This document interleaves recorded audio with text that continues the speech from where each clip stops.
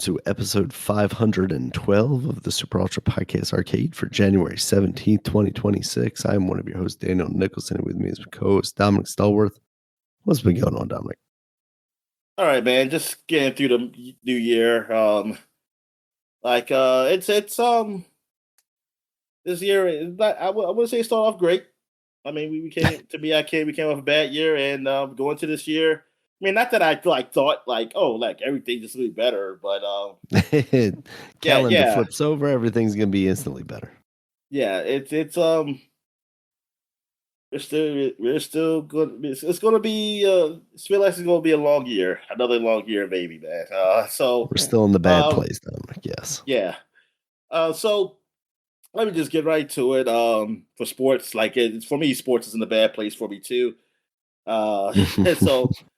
Well, in football, and everybody, almost like a third of the year, coaches just got fired and shit from different positions, or either fired or left. I was gonna say Mike Tomlin willingly left. Yes, exactly. So the Steelers can still keep their known record of not ever firing their coaches. So they. Really? Yeah. Never fired. Wow. So yeah, they did. They definitely just asked him to leave, and then he's like, "Yeah, I guess I'm gonna leave." And so, and plus, it would have sucked too. I'm like, "Oh man, the first coach they fired is a black one. What the fuck? That's a bad look." So, and also, the Ravens coach, well, he did get let go, but he's got hired though by the New York Giants. Say he's with the Giants now, right? Yeah. So I'll be seeing him twice a year. I don't know what that means. I mean. For some people, because I actually live in Baltimore, so I know more about this coach than even how people nationally probably look at him. Because they probably look at him nationally man, this is. I mean, what he is it's a great coach. He's done a lot. So him go to the Giants, some people might feel man, Giants has got the best coach in the division, and that man, this is going to be Giants is going to be a turnaround. And for me, it's I don't know. Because I noticed for the first thing, Baltimore was his first head coaching job. He's been there for 18 years. So, jeez. Yes, he won a Super Bowl, but that was 2013. I mean, 2012 season to 2013 Super Bowl, and thing is, Baltimore's organization is good. It wasn't just him; they were good under Brian Bullock. And the one they had before that, the coach they had before that, and that coach, and he was Barry Bullock got fired. He just retired from coaching. It wasn't like he was old or anything. He just thought he was done. Because I'm sure he would have got another job. So because I always wondered why did he not? He went to announcing, but I was like, why did he not? But he's he just retired. He said he just chose to retire from coaching. So it's not he had a lot with that. The organization gave him a lot. So I'm not saying he's not a good coach though. His according to his brother, he's the best coach he knows. So that I have to take his brother's word for that. Yeah, I mean I think his brother is correct. I think he wouldn't be biased at all. So I have no idea because like I said, I was talking to my brother he was known to be a special teams coach. And that's what he was really known. So it's not like he was known to be all a quarterback guru or something, offensive guru. I don't know. I was still this guy who I listen to for the Commanders. He listened to this podcast on YouTube. And because he was just saying how he was looking at Harbaugh almost man, Brian's going to be great and everything. And I was like, man, I said, this is the way it looks if you look at it from the outside. Because I'm not saying they're not. Because maybe he is. Maybe he will turn the Giants around. I don't know. But I'm just saying, based on Baltimore, I know how Baltimore works, that he was also given a lot. I say it's really up to the I don't know if it's something how much was him and how much was the organization. I feel because I already know Baltimore has a good organization. I don't know how the Giants are going to work. And I don't think the Giants. I don't know. I don't think they're bad. I wouldn't say. I mean, I wouldn't say they're great, but I wouldn't say they're horrible either. Now, like, because I saw in the guy's comments too, also on the podcast. Because some people were saying like, dude, this because they were saying what I said. They were saying like Baltimore is a good organization. Like I don't care. Like it does nothing. I don't feel anything about him going to Giants. Really, like it should be something you fear or something. And yeah, like it's not like to me. I just feel like whatever. Like we'll see. It's like we'll see. Like I I don't care. I just want to win. Like I'm not looking at that like a coach. Like there's got to be the players and stuff there too. So yeah, and for us, so we did get a new offensive coordinator. We got fired ours. We got offensive coordinator, the Commanders. We got one from within. So we built our quarterback coach is now offensive coordinator David Blau. And people like to say Bliggly Bliggly Blau. But he was an ex quarterback. And they're kind of saying like he's like one of those new up and coming guys. So they feel like that having him is like him coming to the organization is a good thing. Like instead of paying someone outside of a high price, they feel like they have someone there. Because he was going to go to interview for Detroit, but then we just went ahead because some people I thought we were going to get maybe Mike McDaniels from the Dolphins who was fired because he has worked with our current head coach, but no, they did that. So yeah, fine. Like for me, like I'm not the guy to be like, oh man, we got a bad head coach or we got a good one. I have no idea, man. Like I just want to win. So it's like I don't know the coach. Like I'm not into the scene that deep to know what these coaches are. And then when I listen to guys who are in deep with that stuff, they seem to get it wrong too. Like like right or wrong with the coaches too. So I'm like, I don't know if they really know because that's like, I don't know what's going to happen. And like this organization is still young because it's a new organization with the Washington. And we're still waiting for a defensive coordinator because we fired our defensive coordinator also. So I don't know where they're. I have no idea. Like there's been talks with other people, but we'll see what they do. Like I said, I just want to win. Like so they can do whatever they want outside. If it doesn't equal to a win, then yes, it was a failure. If it equals to a win, it is great. So that's all that matters for me. They did show off like concept art for the new stadium, which looks really nice. Looks architecturally nice, like compared to the places of the monuments and stuff like that of DC architecture. So yeah, it looks all right. It looks like a place that I probably would never go to because it's too expensive. But it'll look really good to watch them on TV. I know that. I was like, yeah, that looks really nice. And there could be some good events that happen there locally. So that some events maybe I can afford to go to. Though I'm not really an event kind of guy though. So I don't know what the fuck I would want. The only thing I would want to go to is a sporting event. And like I said, it'll be very expensive. But maybe that one day when I get rich, I will just go there and get nice seats. But yeah, I mean, it looks nice. I guess it's supposed to be maybe done around 2030 or so, or whatever. So if we're all still around, this will be awesome. And I just want to see those permits get signed first, Dominic. That's before I get excited about that. I wonder, like, if the logo will still be the same. Well, the W, I feel like the W could still be there. It's Washington, that logo. But, sure, but actually, it all depends what kind of what's the name will be. Because yes, I will say this: I don't like the Commander's name, but I'm also not the person talking about bring Redskins back. I like those people. They're annoying. Like at this point, they're annoying. They're as annoying as when the Redskins name changed to me because it's like the people. Well, they got the name changed. Well, they got the name changed because sponsors dropped out, which it seems like the people who want the name back don't seem to understand that because when you try to tell them like when people are saying like, oh, you just be like. It doesn't make sense that they got rid of the name. They see now, y'all gotta listen to the woke people and stuff like that. And it's like they know they listen to the sponsors that give them money. Yeah. That's what they listen to.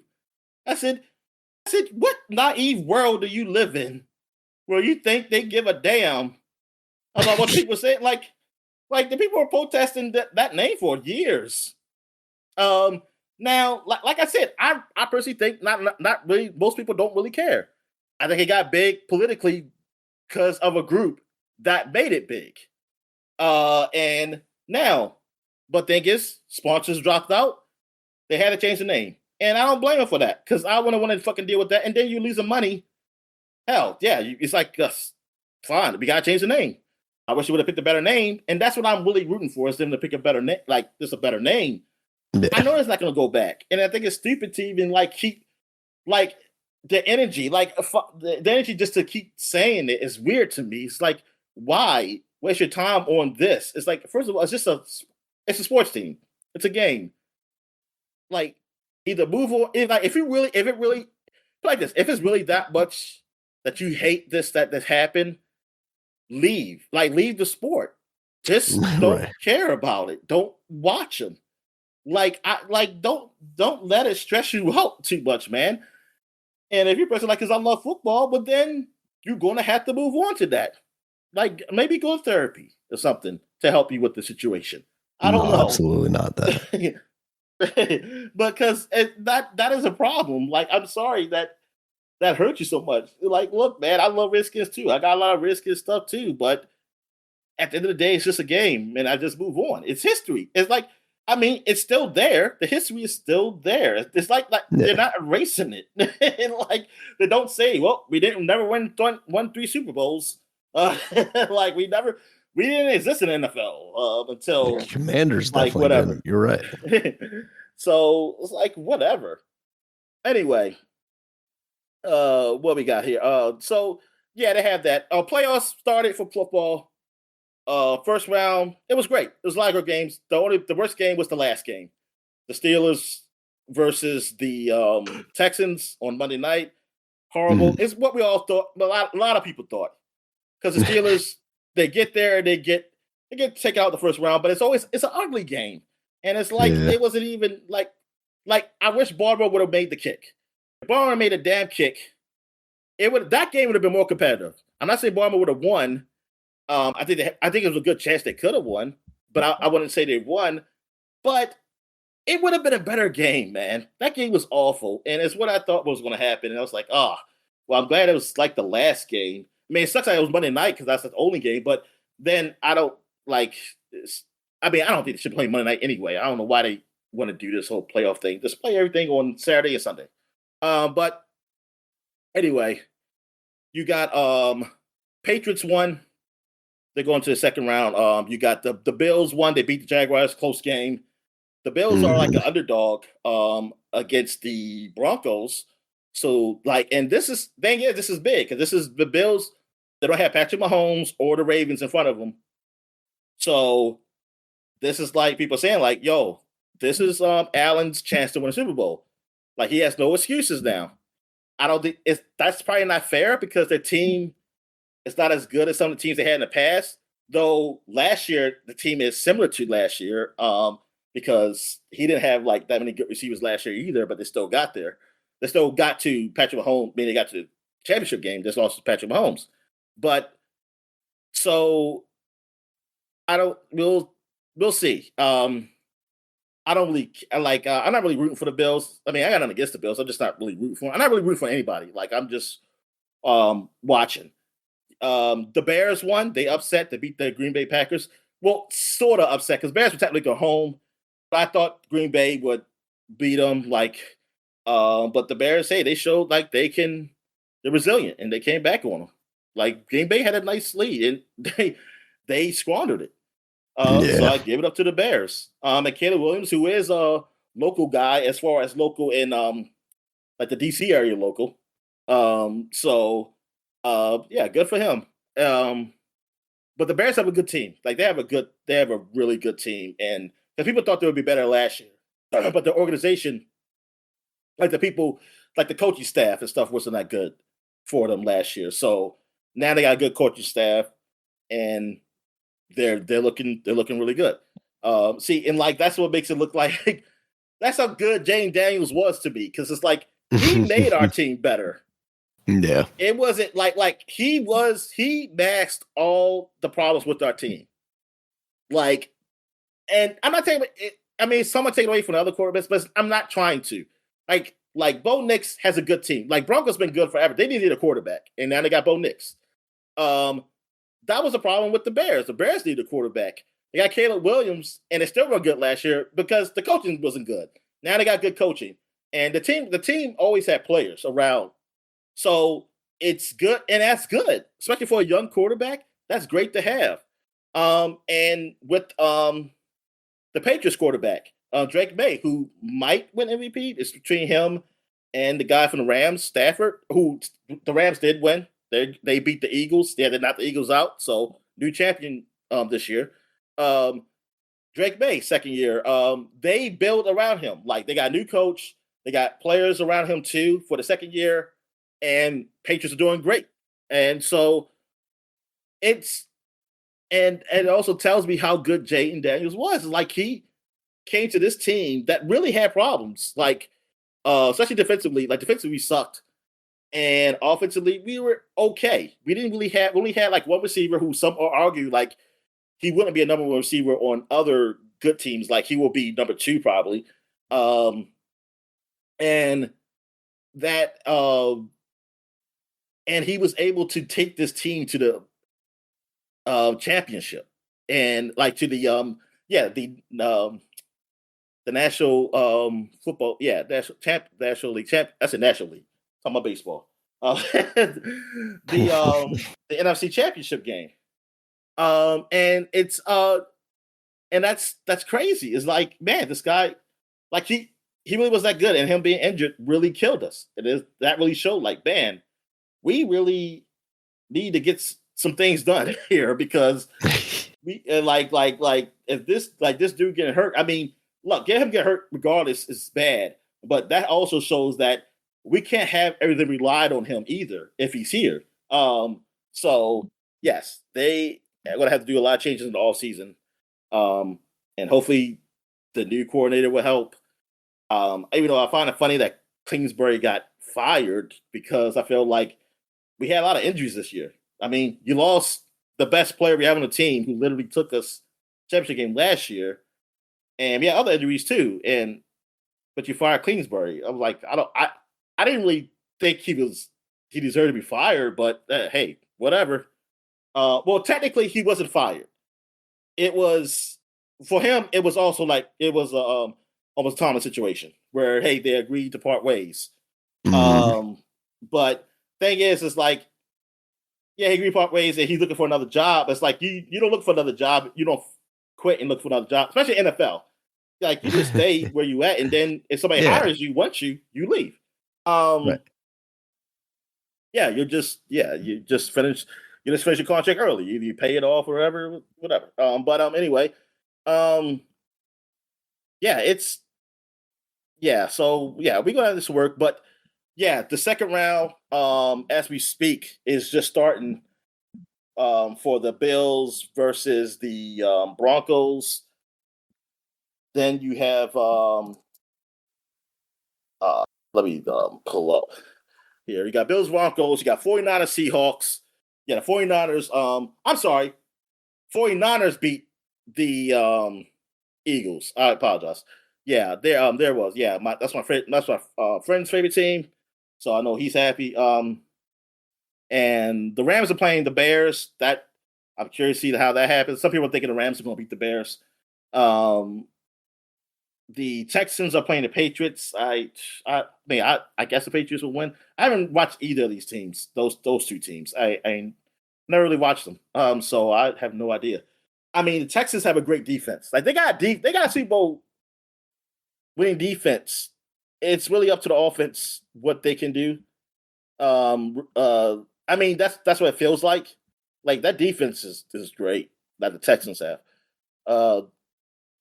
So yeah, it should be interesting to see these games. Like it's going to be a new champion this year, and you got a few teams. You got the Bills, Texans. Okay, that's only two teams that have not won a Super Bowl. I'm sorry. I look at the Bears. They only won one, and that was the year I was born, 85. Like the only one was so they haven't won in a long time. Like the Bears haven't won in a long time. 49ers haven't won since the 90s. What was that? 94? 94, right? Yeah, I think it was the one before 95. Yeah, because 96 was the Packers. So 94, I want to say it is. And the Broncos won, Peyton Manning was there when the last time they won. Patriots, we would know Tom Brady was there. And the thing is, this is a new team, but still, I don't want to see them again. I was like, hey, I see the Patriots. I mean, even though it was Tom Brady, but it's like I don't need to see them. I don't need to see them go again. That's good. I'm good. Yeah, I mean, it's really, I'm trying to think, like, what team would I even root for? I guess I'll root for the 49ers. This is because my friend likes that team. But it's so funny. The 49ers is a team that they were kind of rebuilding this year. And they still are competitive. Like, I give it up to Kyle Shanahan. I mean, he's never won a Super Bowl yet. I remember him as our offensive coordinator. He is the son of Mike Shanahan, great Bronco coach. And, like, he was our coach too. He was our coach. Like he has done really well, like as a coordinator and now as a head coach of 49ers. He just hasn't got over the hump. It's like if he just had that quarterback. I mean, Purdy is all right. I mean, it's like they could, but they never had like that quarterback that's like, that's the guy. But they had the team. They have the team all around. That's just great. And it'd be funny if this is the year they do win it. It's so weird because, like, damn, they had so much better teams, and this is the one that does it. And it's so the one that's really unexpected. Tonight, you didn't even think they're gonna make the playoffs. All right, so and that division's killer. Yeah, that's the best division. 49ers, Seahawks, Rams, all in the West. The only team that didn't make it was Arizona. Like they're all they're all in the second round. Two of them playing against. One of them is going to be in the championship game because they're playing against each other, 49 Seahawks. And it could be Rams, and Rams could beat the Bears. So they could be – that would just tell you how stacked that division was. Yeah, so good. Like, man, that's crazy. Yeah. All right. So you got any wrestling news, man? What's going on in the wrestling world? Not really. Oh, no, I'm sorry. I'm just talking about football. Real quick, baseball. Dodgers got one of the best players available that was out there. Kyle Tucker. He's an outfielder. Okay.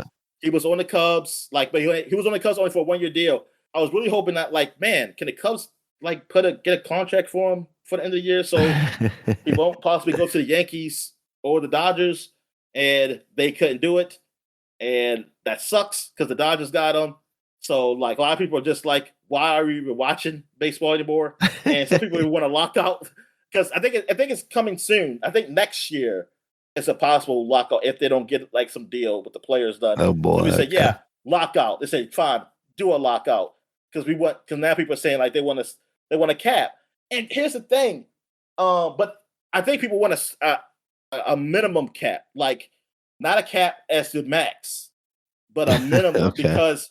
Which I can go with that because, like I said, I don't like that you let these owners keep money. Right. Yeah, because they make so much money. You should have to invest back into the team. Yeah. Yeah. So make it a minimum cap where you have to spend this. You have to spend this amount of money on your team. And that's the thing. And that's not the best way either, but I just need a way because, I like the idea of being. I don't like the idea of the owners in football. The cap, yes, it helps competition. Apparently, it doesn't help the Browns though, and I don't. I mean, that's just on them. That's on them. That's like the Browns. Y'all just suck and run an organization. But and just like how we sucked, it was that was on us. So, I don't, because they make so much money on this, and I think they need to change, but they do need to change something about the overseas thing. You should not be they should not be free agent. They may have a deal with the Japan league where, because and I understand Japan, they want to keep their players because it's their league. So they saying like we keep them for a certain amount of time, and then you pay us, like you pay our league for our players. And I get it on that in front, but I feel like it should be Major League Baseball overall paying them, and they need to enter the draft. It should not be that the teams go to a bidding war against like free agents. That's not fair because like people who in America have to go to a draft. They don't get to choose a team they go to and get a possible big contract. They have to choose a draft, and just like the people, I think the islands too, they have to do a draft also. I mean, some of them have to do a draft. So yeah, it's they need to make it so that it needs to be multiple drafts. I mean, I don't care. Do a Pacific League draft or something. There's multiple drafts in a year, like for baseball. Like it's not just one time. And so, like I think something needs to change on that because, sorry, it's not fair. It's not fair. I mean, I've been saying this since the Yankees and stuff like that. Like you can say all you want, but oh, you're just jealous. It's like, yeah, well, yeah, somewhat I am. But I mean, I'm older now. It's not so much jealousy. It's just I just want to see my team have a chance to win. And yeah, does this like your whole excuse of saying paying money doesn't mean championships? But I say, but it gets you closer. Yeah, it gets you closer. So because why would they do it? Because then the owners wouldn't spend any fucking money if that didn't happen, or make the money. I should say, like it makes the money, but still they're getting the best players. Like you got your team is essentially an all-star team. Like it's ridiculous. Like I mean, I know Mookie Betts, Freeman. You got Shohei Ohtani. They all won MVP before, and it's not like, oh, this guy won MVP so long ago that he's an old player. Like Freeman is somewhat of a veteran, but he's not. He's still good. That's the thing. It's not like an old guy thing. Like he is still a great player. Mookie Betts is good. And like these guys are great and they're good veterans. And then you got the young guy, Shohei Ohtani, he's a pitcher and a hitter. And he's good at both. I mean, he's great. He's great as a hitter. He is great. He is freaking great. And as a pitcher, it's turning out he might be great there. He's way up. Put like this. He's way above average as a pitcher. Yeah. And he might be better. I don't know because he has done some great things as pitching that like, and even in the playoff time. And it was like, dude. Like I forgot what was the pitch, man. It was one of those breaking balls, and it's shit. I mean, I've seen pitchers do it, but it's just that it's not fair because he's already a great hitter. I was like, why are you able to throw a ball like that? That's almost like unhittable. It's not fair. It's like you should be like a fastball pitcher at least, like something like that, man. I said you can't be having like what they say, having like 6 or 8 pitches or something. I said no, not fair. it's like I mean, the guy's awesome. But it's like, dude, to the Dodgers to already have a stacked team, and like they don't even need this dude, Tucker, in the outfield. They don't need him. Like they won, like the outfield was their weakest thing. Was their weakest part of the team. And I was like, good. Because they need something this week. I mean, when you're so strong everywhere else, those weaknesses are masked. It's like, now you're just like, what the fuck? I was like, oh, man. So I'm kind of happy we are in the American League, though. For at least I can say, well, we can play for the American League Championship is our championship. Like, that's the championship. And if we get to play the Dodgers in the World Series, great. I mean, but I feel like we won. Let's say I'll say throw a fucking parade. And hey, somebody beat the Dodgers, man. God damn, man. Yeah, that's awesome. But I don't know. Like, yeah, it's Dodgers are favorite again. I mean, I think they would have been favorite without this dude. They would have been favorite without the dude to be. I mean, I think that's a fact probably. But yeah. So yeah, we'll see what happens. I'm just waiting for this. Tariq Skubal one of the best pitchers out there on Detroit. People are trying to get trades together to get him. I don't know what the Orioles would have to do because he's still part of that team. So I don't know who the Orioles would have to give up to even have a chance to get this dude. Because I'm thinking like, man, Red Sox might get him. Like that's what I'm mad. It's like, damn, I don't want these other teams to get Drake Struble. I want him at least go somewhere in the Central, National League Central, or stay in the American League Central. But definitely not the Dodgers. If he kills the Dodgers, man, it's like it's no point. It's like I said, I'm happy I'll be in the American League because that's all I'm gonna be looking at anyway. So I was like, well, I'll just hope we can be the best in the American League, like, cause ain't no way in hell you competing with that team, with the pitcher staff they got. Yeah, and that's the thing. The game is based on pitchers. So you having a weak outfield, whatever. Like as far as bats, they're a weak outfield. They're fine defensively, which like in the pitching, like dude, if you hold the guys to like a certain amount of runs, you're good. It's like you're gonna win. And that's in the playoffs, that's where pitching is definitely crucial. All right. So what's going on in wrestling, man?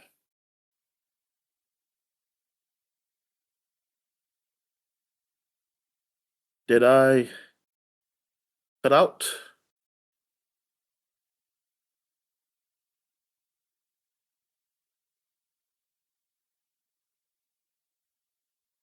No, I ain't cut up. I hit something? Because I don't hear you. Oh, sorry. Did you switch to me? Now I hear you. You hear me? No, I can hear you, yeah. Okay. Yeah, because I can't hear you at all. Sorry. All right. So did you ask me about wrestling? Oh, yeah. Oh, you didn't hear me at all? No, I didn't hear you. Oh, yeah. I was saying, yeah, wrestling.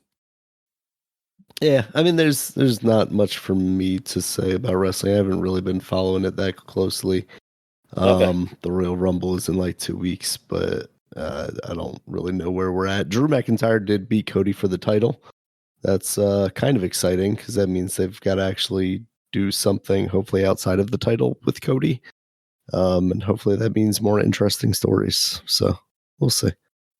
Okay. All right. So I guess we will get to what we've been watching. Have you thought? I don't think I've watched anything really worth talking about. Honestly, I can't remember if I did. I started watching Kid Detective that you talked about, a couple of weeks ago when we recorded, but I haven't finished that yet. What you like? You like it so far? Is it good? Yeah, so absolutely. Oh, yeah. I like it so far. It's basically just as you described, kind of this washed up kid detective trying to deal with the fact that he is very much washed up and and trying to solve like a legitimate crime, and no one seems confident that he actually can. So yeah, it's rough for my dude. At least he still gets free ice cream. Resentfully, it seems like. Yeah. That guy, like, you can't even like. He's gonna honor his deal, but he's really wanting him to be like, just stop coming. Yeah, like, you're an adult. Like, stop coming in and getting this ice cream from me. Yeah. He's like, this and is then, like, he's talking to like the burnout kids, the goth kids, and they said like the Connect is at the store, and I was like, oh no, is this gonna mess up his like ice cream deal if he's like busting some dude at the store? Yeah, I like it so far. I just gotta get back to it. All right, so I guess we get to what we were playing. So you can go ahead. Yeah, so I've gotten back into Donkey Kong. I talked last week about how I finished. Last time we recorded, about how I finished Metroid Prime, and I was looking for something to move on to. And Donkey Kong is going to be that thing. It's finally grabbed me a little more, and I don't know what the difference is. I think I'm more willing to just commit the time to it. I'm getting less distracted by the just break it all and find the million things inside the ground aspect of it, and actually like going towards the goal a little more. I'm at this point where like I'm hunting down Void Kong, who's like seemingly the big bad of the game, and he's got like this ape gang or something like that, and he's a little guy on a floaty platform. And I'm like chasing him through different sub layers that I've already been to. But based on just like the map of it all, like it shows you kind of like you moving towards the center of the earth. This is very much like a Kong thing where it's like, oh, Kong's going to the hollow earth, Dominic. But it seems like there's a lot more space there for me to go. So I'm guessing there's a little more to it. Like it also doesn't seem like this is the final boss fight that I'm doing either. It's just kind of maybe a middle point in the story or something like that. But so far I'm liking it a lot. I got I don't know if it's the final power, but I got another transformation power now. I've got like a zebra situation going on. So that's pretty cool. So I'm having fun with it now. Okay, and cool. I'm trying to what's that? Oh no, nothing. I was just trying to transition. I'm just trying to think if there was anything else I played in these past 2 weeks. A little bit a ball pit, but nothing much as far as like actual progression there. I think there was a YouTube video that I had started watching about like the techniques that you should really be implementing to succeed in that game. And I'm making a little more effort to like catch the balls and stuff like that. Because early on, I was like, this doesn't give me the like the ball breaker, brick breaker, or whatever, like feeling. Because I don't feel like I need to bounce the ball back. But the reality is, like when you do catch the ball, you're shooting that ball back out quicker instead of like having it behind you where it's not doing damage. Yeah. So there is benefit there to attempting to do that. So I might get a little bit better if I implement some of these strategies, Dominic. So, okay. What have you been playing? All right. So I've been playing quite a few games on different games here, and one of them I actually started War Groove up. Like that was a game, one of those games that you had, and I was like on a Switch, and I was like, and it was on Game Pass at 1.2, and I was like, It was. I Yeah. do, I do want to play it because I do. I mean, I enjoy those type of games. I mean, I played, of course, more recently, I guess Fire Emblem, but I used to play a game on Game Gear. I forgot what it was called, but that was like the first one of those type of games I played. Those strategy games, turn-based strategy games, and then I played Final Fantasy Tactics, and I've played what's the it's another one I played. I can't think of it right now. But anyway, so I started World Group. I'm still on the tutorial part. Well like it's a few tutorial missions. I think I'm on like the third or fourth one, where you have to get the villagers or whatever, tells people to escape from this skeleton army. So I'm on that part right now. So far I'm liking it. It does have it doesn't have really voice acting, but it's like they talk enough, and I'm just thinking like, man, if I don't know, I get a little annoyed at that because it's like, hey, they say someone what you're reading, but then they stop because that's just all. And I guess I'm just like, can you? I'd rather for you not to say anything, honestly, or either say the lines or don't say anything. Like you can make noises like and stuff like that, but if you're going to actually speak something, I'm like, can you just speak the whole line then, or don't talk? Like I don't know, I'm always annoyed by that. And it's like, why even like why have that there? I don't know why is that good or anything. But anyway, yeah. So far it's fine. It's a fine strategy game. I do like how they have it so you can make adjust it to your liking. Like I have it set on normal, their default, which is they say hard, but it's basically normal to me. But then I was like, I want some more cash. Like I want to get some more like things. So I pulled it up, thinking that what it was, giving more cash. So I was playing, and I was like, "Man, the villagers aren't giving me any money, man. What's going on?" I said, "What turn are they going to give me some cash?" And like I was about to die because I was like, "Yo, I was hoping like I had some soldiers by now." And then I realized, oh, I turned it to make it harder. I was wondering why I said I still can get 3 stars. It said you still can get 3 stars and S with this. And I was like, oh, they're gonna give me that with all this cash. Okay. And I was like, oh, I made it harder. That's why. I said, oh, so I had to start over again so I can put it so I can have some more cash. And yeah, so I've been playing like that. Nice. All right, so Clair Obscure, I am very close to the end. Like all I can do had to do the end boss, but I'm doing some extra stuff. I know there's a love. Right.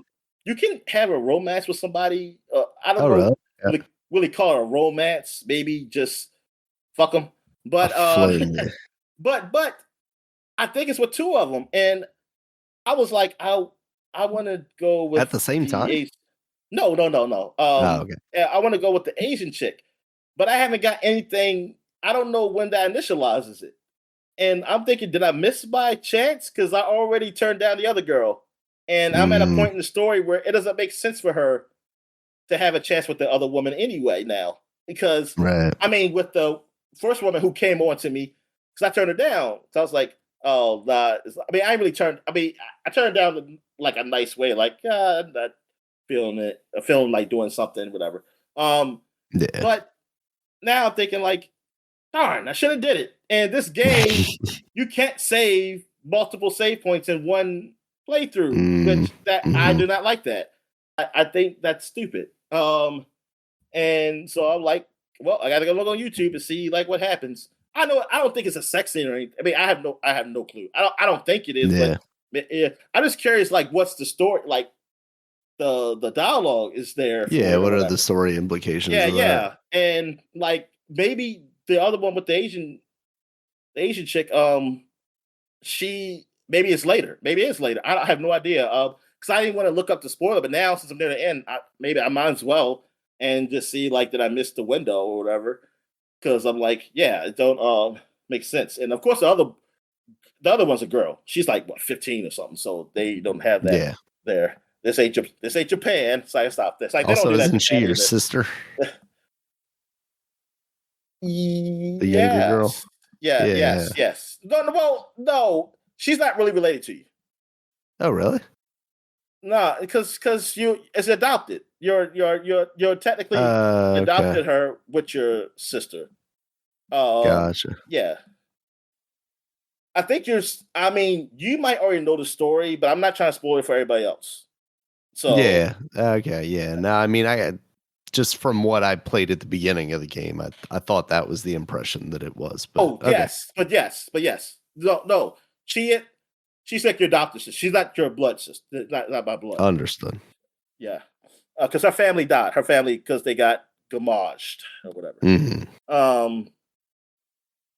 They shouldn't have had kids so late, Dominic. At least that's all I want to say. That's what happened with her parents. Yeah. Or at least that's what she think happened. Whatever. But anyway, so yeah, story of the game. It's good. It gets a little crazy. I had to go look some stuff up because I got really confused.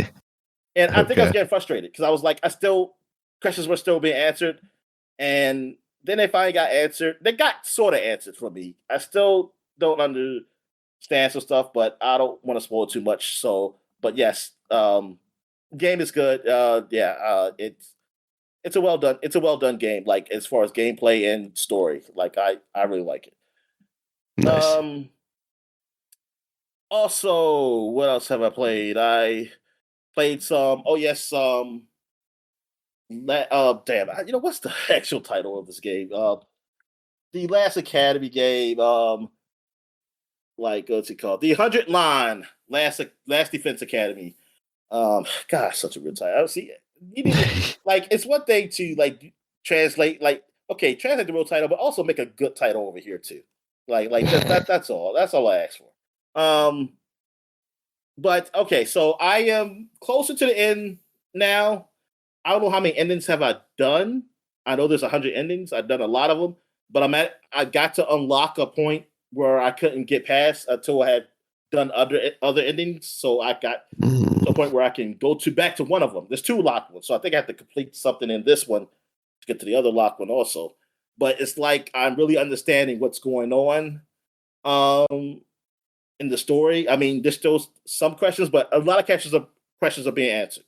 So I'm understanding, like, okay, like I know what's going on, and yeah, just going through this, and I guess I would say give this the benefit of the game. Like, yes, it's really long going these endings, but it also makes it emotionally connecting and understanding the character too of how he's feeling.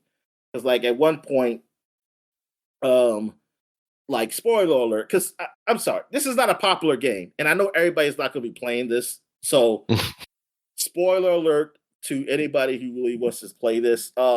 Like it gets to a point where the character he does like because like I said, he only knows about him going to the past the one time. These other things he doesn't know. Like they almost feel like they're separate.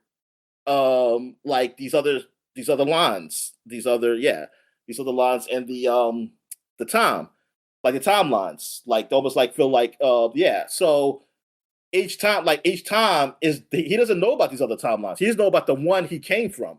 Like that's the game you started, the first 100 days.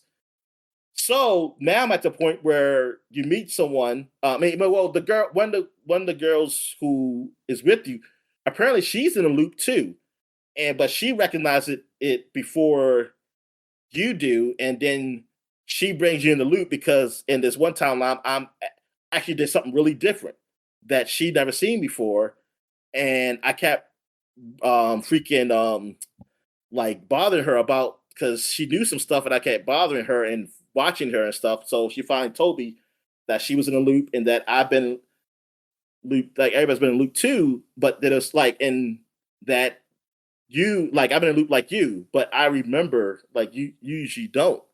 And then everything started coming back to me. Like some of the timelines were coming back to me in that version of the game. And then like you just kind of just break down because you realize all the things you did, all the times you saw the people die, and you understand like, darn, yeah, mentally that's fucking stressful. And even but from her point of view, I mean, she probably went through that too at some point. But because she counted how many times she does. She said like she been through the 100 days almost like 46 times, and then she like added up the days. That's almost like 40 years or something. Like she's been going to this, and she said you probably been there either longer or just as long as I did. You just that you now you remember it, and so but this is the timeline. It seemed like she said this is the first time that past 15 days that people have all lived. And I was thinking about that. I was like, you know what? Yeah, somebody's always died by this time. At least one person has died. And I was like, yep, this is the first one that, yeah, they have lived. So she's thinking like, yeah, something's changing. And so we'll see. It's a good story. Like I said, I just don't like that they make you I mean, they make you redo. Well, sometimes it's not really redoing sections, because they usually if you're doing something that seems similar again, something different about the battle that they make you do it again. Because other times they either ask you, hey, you want to skip this? Fine. But I wish they would let you skip certain cutscenes, like the whole ringing of the bell. Like I said before, ringing of the bell like almost every day doesn't need to happen, especially if the guy's not saying nothing different in the morning announcements. Like I should be able to just don't have that no more. Just go right into the freaking next day. Just say, hey, day 15, like you usually do. You can go in and start whatever, the dialogue, whatever is going on. And then you don't need the cutscenes of every time you're about to start a battle, like the Mighty Morphin Power Rangers kind of thing going on here. And it's like they do this every time, and it's like this is not a TV show. You don't have to like make time, like make them for the time slot or something like this. This is a video game. Don't have to make it so that I don't have to see this anymore. Like it's so stupid that I have to keep holding the start button, and like it's not like a quick start and it skips. Yeah. You have to hold it. It's one of those hold buttons, and it's like, oh my god. And then you keep seeing like these battles be like the same. Even when you put skip battle, you still see those cutscenes, and you gotta either hold the button down to skip it. It doesn't make sense to me why that's in there. And like, cause hey, it made sense to me on live TV because I'm like, y'all just trying to make time for your really short show. So that's why y'all do that over there. But to have it in a game like this doesn't make any sense. Like, I don't know why. It's like this is weird to me. It's pretty frustrating because this game is too long. Like, I think I'm probably maybe I would have finished this by then, but you making me keep going through these same things, it makes it boring.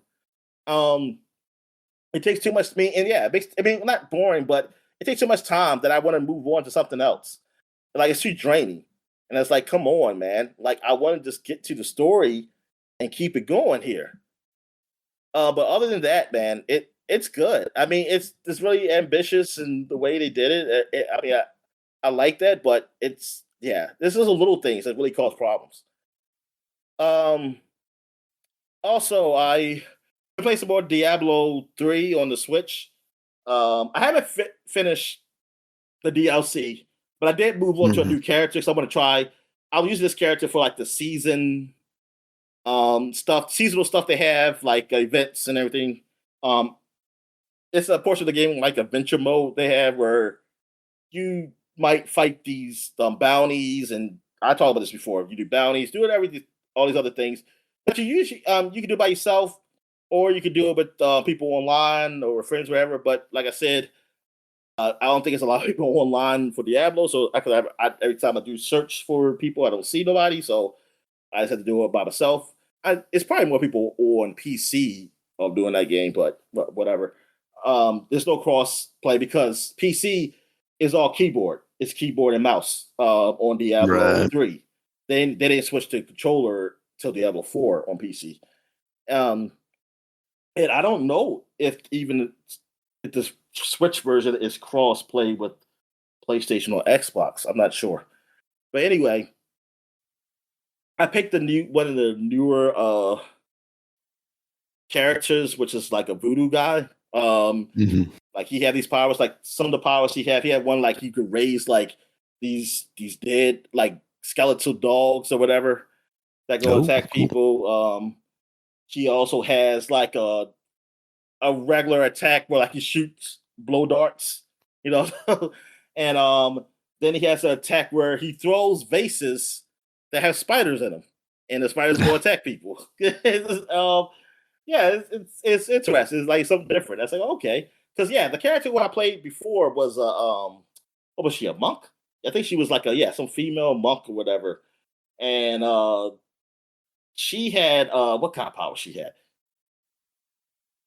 Like her powers were pretty basic, nothing super unique, I would say.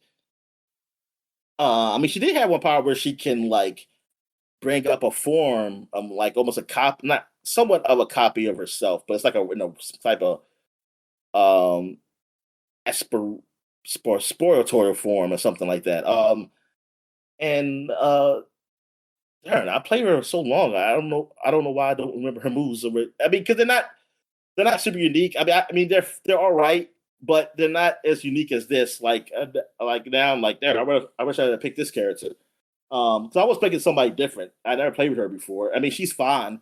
I mean, I like her character. She's one of those stoic women. Like I heard her voice. The voice actress I heard before in other games. I know she was in Dragon Age Inquisition.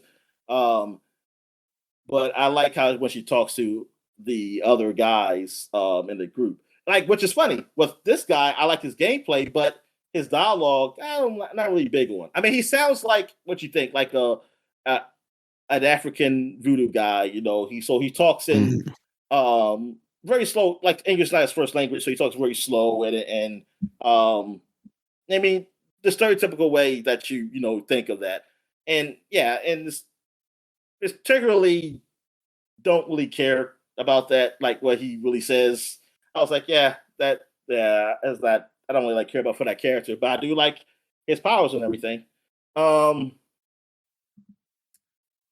but yeah, so I've just been playing that, like that. You can really burn time with that game. So now I'm really fully understanding why people were really into Diablo, like those style of games. Like, yeah, you can really just get lost into the loot stuff, just like the loot and everything. Even though it's just so funny, a lot of the loot it's meaningless. Like a lot of stuff, I don't even know why. Because I went online. I said like, why? Like, there's 3 tiers. Well, I think it's 4 tiers technically, because it's like the real epic or whatever tier. Um, I don't know what that's actually. I think maybe epic is before this. I forget. Whatever. It's like your basic one, which that's is good for like your first level, but after that you don't even bother with those. You just basically either sell those items or scrap them for stuff to rebuild something better.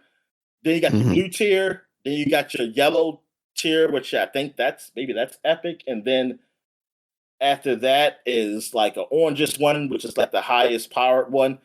And actually maybe there's a green one that I just saw.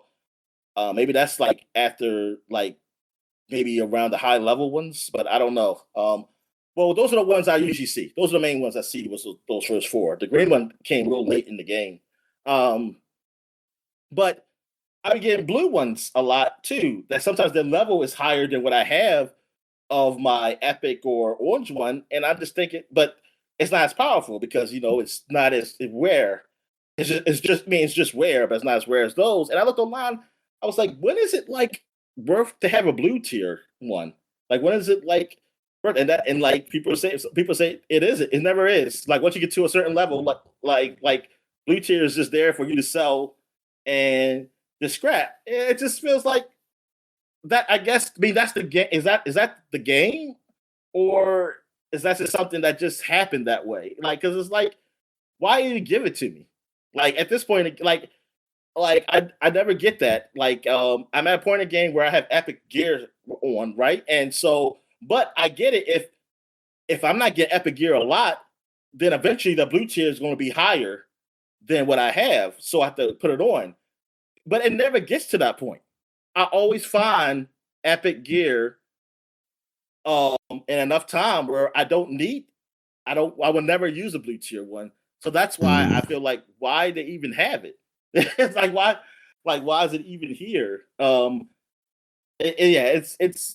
it's weird. How that works. I mean, I guess it gets like that in all those looter shooter games. Like, well, not looter shooter, but looting games or looter shooters. Because even at some point in Borderlands, I'm glad they implemented this in Borderlands 3, where you can set it to if you pick up this certain type of gear, automatically either put it in the junk pile or sell it.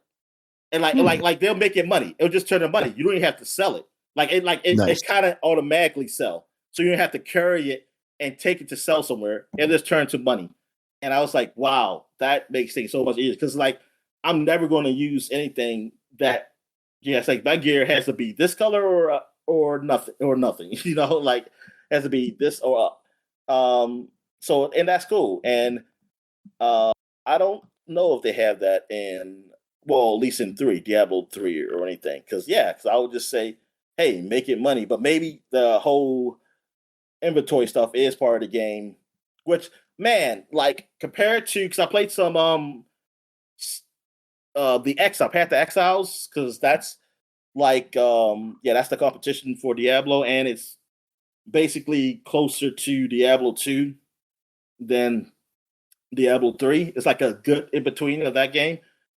And like, the inventory system is so much better in Diablo 3, like easier, I should say. It's easier in Diablo 3. Path to Exiles is like how Diablo 2 was with inventory, with like you get the items, but they have a size, like you'll see the actual size of the items so that, hey, you can't get any more items in there because you got like 2 big shields you're holding, so it was like, you got to get rid of one of these shields so you can get some gems in there or something like that. Like the small gems that take up one little square. And like, that's how it used to be. While Diablo 3 just said, nah, you just have items, like you have a number of slots and you have 60 slots. And that's how many items you can carry, 60. No matter what the slot. I mean, it doesn't go by size. It just goes by how many items you have. And I like it like that. But I get the other way. That's just, from a gameplay, like that's a different kind of gameplay because it's more inventory management into that. But thing is, sometimes I don't really want to deal with that. So I get the simplification of that, and I get why maybe some people don't like it that simplified either. That maybe they like the whole inventory management. All right, so also plays about Shadows of Mordor. That game is really good. I have never beaten it. I played some of it. Now I'm at the part where I'm in the other land where there's more green, which like I didn't even know about that part of the world. So I was like, wow, it's not brown anymore. It's like, yay.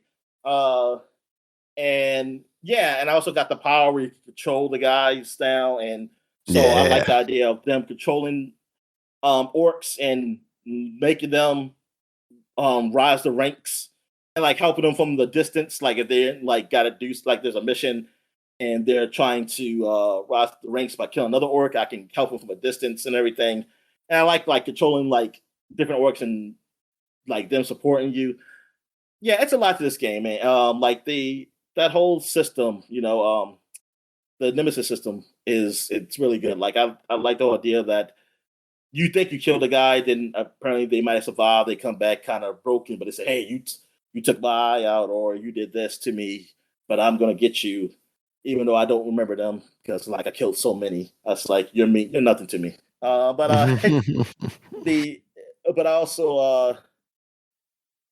it's also cool like going through the ranks of orcs, and then as you progress through the day, new orcs come in, to take over those rankings because they gotta do it. There's so many orcs. Yeah, and it makes sense. Like it's never going to be like done.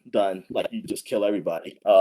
Then it'll be over. The game would just be different. You just play through the main story. But I like how they kind of implement that stuff with the story too as a mission. The game was well done. Like it was a well done game for the time, and like I said, that was like the down year with like that and Dragon Age Inquisition were like maybe the best games, like overall games. But that game, like I said, there were like better games or something like that year. Like maybe like some of the games that came out either in the past or the future came out ahead that year. I still think this game would have been up there, like dominated because of the Nemesis system of how it was implemented, and it was a well done game. I mean, it had this thing similar to like Assassin's Creed, the whole tower thing with Ubisoft games that Ubisoft games usually have, but it wasn't a bunch of towers. Like that's the thing. The world was big, but not too big, and I do like that. Were there like too much stuff on screen? Well, you know what? Well, like this, maybe it is, but when I compare it to what I've seen in those Ubisoft games, it's really not compared to them. Like these later games, and probably maybe even the some of the older Assassin's Creed games or Fallout games. Like when you look at how much stuff to do, like honestly, like the only extra stuff in this game, like you have is, like trivial stuff you have is like the hunting challenges and stuff like that. And it's really not a lot. They tell you, hey, collect these certain amount of plants or something, and you get something extra. You don't have to do it. And they don't actually post them on the map. You just get close to it and you see it. Like there's a plant nearby. It's not like all cluttered on the map or anything. Like the missions, those extra missions that they have, where it's like, hey, like you kill these many people at a certain amount of time without getting caught, or like the sniping missions, and then you like regular combat missions. Like those are sprinkled around, but it's not a ton of them either. Like I think for this type of game, it's a good amount. Like it doesn't feel as jam packed as what some of these games are doing now. And I feel like it's a game that's more reasonable with this time. It could be better. It could be better in that part, but it's more reasonable with your time than I think other games have done. Like I think this is where it should be as far as this, because like I think as far as main missions, I don't think I have a lot because when I looked at like how many Yeah. main missions is left, I think I'm pretty good, and I think that's good. And I think like the Nemesis system, the way that is, that more replay value to it, just playing around with that. And like this game is not, yeah, I feel like this game is a good, like as far as those type of open world games, action games, this is a good way of doing it, and with managing the time each also, like, and not just cluttering the world Yeah, it didn't have all that map with barf, shit. but it Yeah, did, like you said, with the Nemesis system, it gives you a more natural sense that there are things to do out in the world than a real world to interact with. yeah. And that, yeah, it's like what Assassin's Creed had taken more from that instead of just stuff in the world, with stuff to do. Like they just feel like there's this stuff with more stuff to do, and that's what makes it just overwhelming. Especially when you put in that they add DLC. I mean, they get a lot of content. Those games, and those games are huge. They become like Yeah. diabolical, really. Like to the point like you're not playing anything else. Like why I say why you have all these games if you got Assassin's Creed? It's like this is the game you're playing right now. This is your game. All right. What else have I played? I played the old Final Fantasy. Well, let me go to Marvel Invasion. I played with my friend a bit, like cross Mhm. platform. He was playing on PlayStation. I mean, I'm sorry, Xbox. I was playing on my Switch too, and it worked well. Like he was putting in the code to join. I think I put in the code to join his game. Yeah. So we played. I forget what we played up to. Uh, hmm, I forget. I know it was after Geonosis. Yeah, I forgot. I forgot we played out to honestly. I think we played with majority of the characters that we had that wasn't unlocked yet. I mean, we didn't unlock. I don't think we unlocked any new characters yet or anything. Um, but yeah, it was fun. It was definitely fun playing that game. Like it feels easy at first. Then it started. Then when we start playing later bosses and stuff. It's just okay. This felt a little harder, like a little more challenging, or something like that. Um, yeah, it probably to maybe raise the difficulty, but we'll see. Maybe it get harder because it felt easy at first, but then we start feeling it like say okay, it does feel a little harder, like getting later in the game. But still not like too difficult. Um, like I still think the difficulty in Shoot Your Wage was probably the hardest of those three Mhm. games with the Ninja Turtles. Um, Let me see. And yeah, I played Final Fantasy Pixel Remaster. It was on the Game Pass. I just played a little bit of it just to try it out, and it's the first Final Fantasy game. This is when like just a basic story. I know I had to go save the princess from this cave. That was like one of the first missions for this kingdom, and then we have the four crystals, and we gotta use the crystals to stop evil and blah blah blah. And this is when the characters are just characters you name. They have no names because, like, yeah, they literally leave it blank. There's no like thing where say, "Oh, Link will be the name of the character" or something like that. But so yeah, just turn-based game. Yeah, you can change it. I think this is what the game was like. Wasn't this a game that was on the phone and people hate how it looked, and then that's why they implemented these changes later on to have the pixelated look. I mean, like the actual font of the Yeah, words the because you text can and have it stuff. Yeah. plain, and yeah, people didn't like that. I kind of switched between the two. Yeah, the pixelation one. Yeah, I understand like why people have a problem with. Um, I think I just kept it the nice look. It looks weird, but I wanted to be known like, yeah, I'm playing this newer inferior version. I need to be reminded of that, Daniel. I was like, this is not the original Nintendo version. Yeah. Um, but no, I don't care. But yeah, so yeah, they're really getting a lot of these Final Fantasy stuff now. Xbox finally, and I guess soon we'll be getting Final Fantasy VII remake up there soon. I forget what is it, February? Is it this month or February? I don't recall. I know it's early. I know it's either between now and March. I know that. It's between now and March that it's supposed to have come. I mean, I know it's like the first, because I know it was the first quarter. I mean, like it was the first quarter of this year. Because we got 6 already. All right. So yeah, that's I think that's it. So I guess we take a quick break. When we get back, we get to the flashback segment. All right. And we're back. So now we're flashbacking to 2016, 10 years ago. We did covers last week, so now we're doing games for the few weeks that we missed for the first 2 weeks of January. And this is what we got here. First game, we got Pony Island for the PC, I believe it is. Yes. Yeah. This isn't about ponies, is it? Sort of. It starts out as a game about ponies and very quickly devolves into something far more. It's not a game that I've never played it, and I've never actually seen a lot of what it gets into.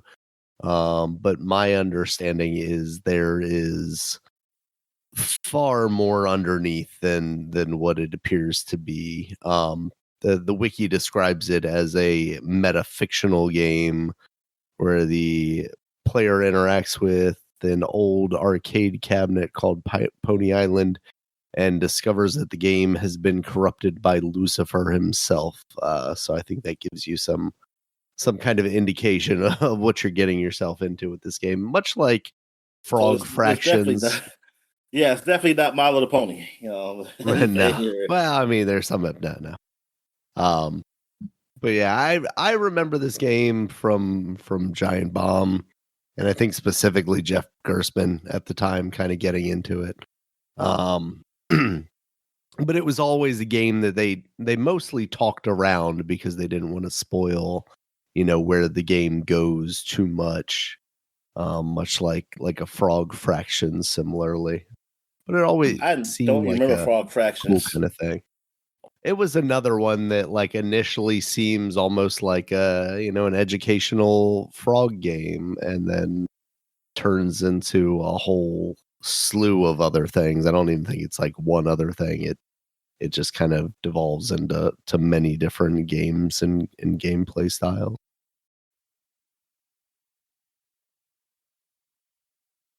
Oh, so it's not, yeah. I'm looking at False Fractions right now. It's like, yeah. Oh, okay. Crazy. All right. So next we have Amplitude came out for the PS4. So tell you about this game, Daniel. Yeah, so this was a Kickstarter, basically a game from Harmonix. They had previously released Amplitude, I think, on the PS2. And it was basically a music rhythm game kind of before we got to our Guitar Heroes and our rock bands. They had very similar gameplay, but instead of you having a plastic guitar, you just used the controller. And you were basically like a spaceship on the Note Highway instead. They did a Kickstarter for this one to kind of bring back the series. And I did contribute to that. I've got a poster around here somewhere for that game. But I actually never ended up playing too much of it once it actually released. I believe, it ended up, I don't remember if it was announced or kickstarted as a PlayStation exclusive, or if they like later got funding from PlayStation and people were not happy about that. I don't recall entirely. I want to vaguely say I remember something to that extent where people were kind of like, we gave you money under this kind of false pretenses, but kind of messed up. But maybe this isn't the one. I mean, I think Double Fine actually came across something similar, right? Because they were doing Kickstarters for their games and then got picked up by Microsoft. So Maybe Yeah. I'm just kind of crossing streams here with that. Um, but it was a cool thing. I think this is coming after Guitar Hero and Rock Band, and kind of not having songs that I'm familiar with kind of lessened the appeal here. A lot of it was stuff that the original scores and whatnot created by the team at Harmonix. So yeah, the scores seem like sevens mostly.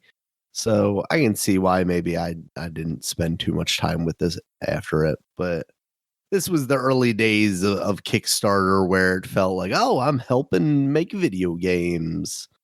And then, it was never the video game ones, but I definitely got gypped out of some of the things that I kickstarted, which was the risk and probably still is.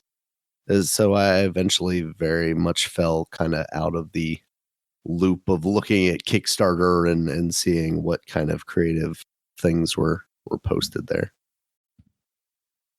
All right. So what else we got here? We have Oxenfree came out Yeah. 10 years ago. All right, this game, because I really like story-based games and some point and click sort of games. It's not, I wouldn't call it point and click. You do move your character around, though, but it's very much that deals with the dialogue of your choices you make there. Like you play as a girl, senior year in high school. You're doing you and your friends are doing a little adventure. I guess your last thing to do before going off to graduate in college. You're also with your stepbrother. Recently became your stepbrother as your parents got married. Mhm. It's also getting to know him at the same time. It's kind of coming of age kind of stories things, but you're going to this island that has some mysterious stuff happen. So you're trying to go look do all the things that people talk about, like some of the like what was it? What's like some of the mysteries of the island, like that people talk the folklore about it and see. But as things happen, things get a little strange. This is all happening in a 2D-ish cartoon um space. It's really good graphics, but you look at it from a distance. It kind of zooms in somewhat, but it's not it's like in it like it's 2D. I mean it's like 3D but 2D in its cartoon look. And the way they talk, like the dialogue is done in the game, is almost natural. Like people can talk and you can kind of interrupt them or something like what you want to say. Um, so the dialogue kind of flows kind of a little realistically, like not just they say something, then you pick what to say. And Then you repeat some of basically, that, and then you go, yeah. Well, they'll do that. But also, based on your choices, because there's different endings. Also, what would happen? I totally forgot what kind of ending I got. I mean, everybody left. I don't think like it wasn't really death or anything. It's more mysterious. Like it's not scary or anything. It's more of a mystery, but it's also supposed to deal with you and growing up with change and everything, and things like I said, it's a coming of age kind of game, and it was good. And I keep wanting to go back and play it. I think I've started it, but it's never finished it. Because I want to do another choice. And thing is, since I forgot my first choice, I'll probably end up doing that again. Who knows? I forgot what I chose before because I played this on I think PC first. I did buy it for the Switch. And yeah, man, it was a good game. And this game, it kind of reminded me of what is it, Night in the Woods? I want to say Night in the Woods came out first, right? I forget. So it I was believe one. so. It's one or the other. One either Night in the Woods like this or vice versa. They're kind of No, Night in the similar. Woods came out January 10th, 2017. So yeah, Okay, this one so came out yeah, first. so Night in the Woods kind of reminded me of this, and that's why I was liking that game. And Oxenfree, yeah, it has a sequel, and I never did get it. I never played it yet because I always said like I want to play the first one again. Um, but yeah, it's a good game. Like you can definitely find it for cheap, like on sales or anything. And like I don't even know how much it costs regular price, honestly. Yeah. But I'm sure sales will be even cheaper. But yeah, it is it's a really well done game. Voice acting is good. Like yeah, it's fully voice acted. It's really like done. Yeah. Yeah, that was really cool. I like that aspect of it because it was well done too. It was, voice Yeah. acting. Oh, and here's some other like news of 2016.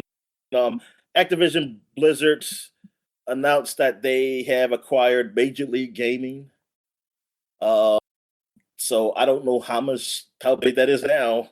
But like, yeah, Well, MLG colleges was still like, have major league gaming teams, stuff. oh, are they part of? Is that the company? Or Is I that mean, not the? major, not necessarily. I guess major league. I Yeah, feel because I like they just were don't the know. biggest name, but Yeah, they were the biggest name, but hell, they gaming probably just teams, I guess. NCAA. Well, it's just like an NCAA thing, right? Maybe like they Yeah, use their own. I don't know. I don't know. Yeah, I don't know. Like how much? Like it, the major league game. It never got to the point where people thought, or wanted no, to, I should say. Like, people were saying, like, "Hey, man, this is going to be like major sports."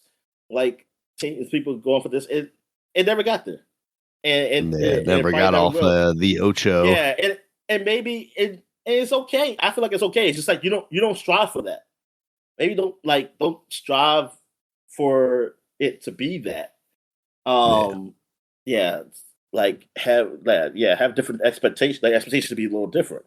because you're also a Because different thing. I mean, you're not going to compete with the NFL. Like, no matter how popular video gaming is, you're not going to compete with something like that. I mean, if they Yeah, were trying to compete, then no, yeah, they never will. I was just thinking they just try to be similar to yeah, how they do things, and I feel like you can Uh, I mean, I don't feel like. I mean, there's some aspects you can take away from major sports, but it's.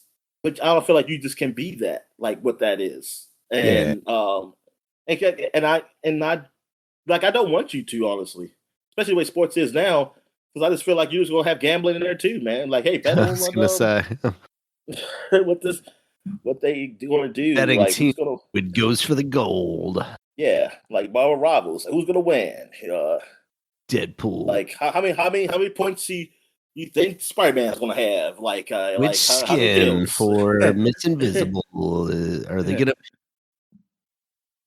they have look they'll have like skin they have draft king skin Oh like no! for the characters or something like that. All right, what else we have here? What the news? There's Beam launched, which is what became Mixer, and that was the Microsoft's like Twitch basically. Yeah, And yeah, I remember like playing it when it finally was implemented in like the Xbox ecosystem, where you could just play Mixer and stream your games. And like you was talking about, the latency was just so good. Like, it was fantastic. yeah, you can like when you played, you really saw it. Like usually you see a delay on when something's streaming, and like that, man, latency was really good. Um, Mhm. and Like I was telling unfortunately, it you, didn't like when last. we streamed Dead Space 3, there were times where I was literally just playing off of the stream, not off of like a local view of it, and it Yeah, was doable. and that's what Ninja they paid Ninja like Yeah, they later did. on to be part of it, That and man got the deal of a life. Well, I say that, but I say he got the deal of a lifetime because he got that money, but then he also got to go back to Twitch. But he was never as big as he was. But also, like, it feels like streamers come and go anyway. Like, yeah, even I now, it's know. my understanding that like Kai Cenat is talking about quitting streaming, and that dude was like the biggest thing in the world, and maybe that was like a year or 2 years ago Well, now, I just and saw a somebody post else of is Casanet bigger. like just reading, and Yeah, I'm then sure you have. Yeah, that I've been seeing that stuff going around. like him looking up the words like he can. But then people in the comments said like, this is good. Like, this is just inspirational. I'm like, what is inspirational? You're just watching him read. And yeah, he's pronouncing his words just like, what that supposed to do? Like, what is this? Hopefully it encourages kids that are watching him to realize that they need to learn how to read. I mean, that's the thing. Like, the unfortunate thing is, like, we are of a different generation at this point, Dominic. Kids nowadays, it seems like, are less and less literate. And I think this is a perfect example of that. Like, even one of the biggest streamers, like, is a guy that seemingly has a lot of trouble reading. And hopefully maybe his journey to becoming more literate will motivate other people. It's good that he's making the effort to improve himself. It's not good that he started out in this place. Yeah, but it's also like, why does it have to be content? And like, you could talk about it. I feel like you could talk about it. Like, you could say like, "Hey, I'm doing this," and yeah, Because at the end of the day, that's his job. I mean, I don't know how much of his day he used to stream. You know, I don't know how much time he spent live. If like he's replacing that time where he's like throwing chairs at birds and burning up Nando's. okay. If he's just replacing it with, you know, reading self-help books or whatever, I'm not sure. Yeah, well, yeah, whatever. It's like that. It's just, I don't want to. I didn't want to know this. I didn't want to know that I shit. mean, it's not for us, Dominic. That's the reality of it. It's not for us. Yeah. We can look at that and go either this is good or this is bad. But, you know, at the end of the day, you know, we got games done quick to watch. We don't have to watch this stuff. Yeah, exactly. Yeah, exactly. All right.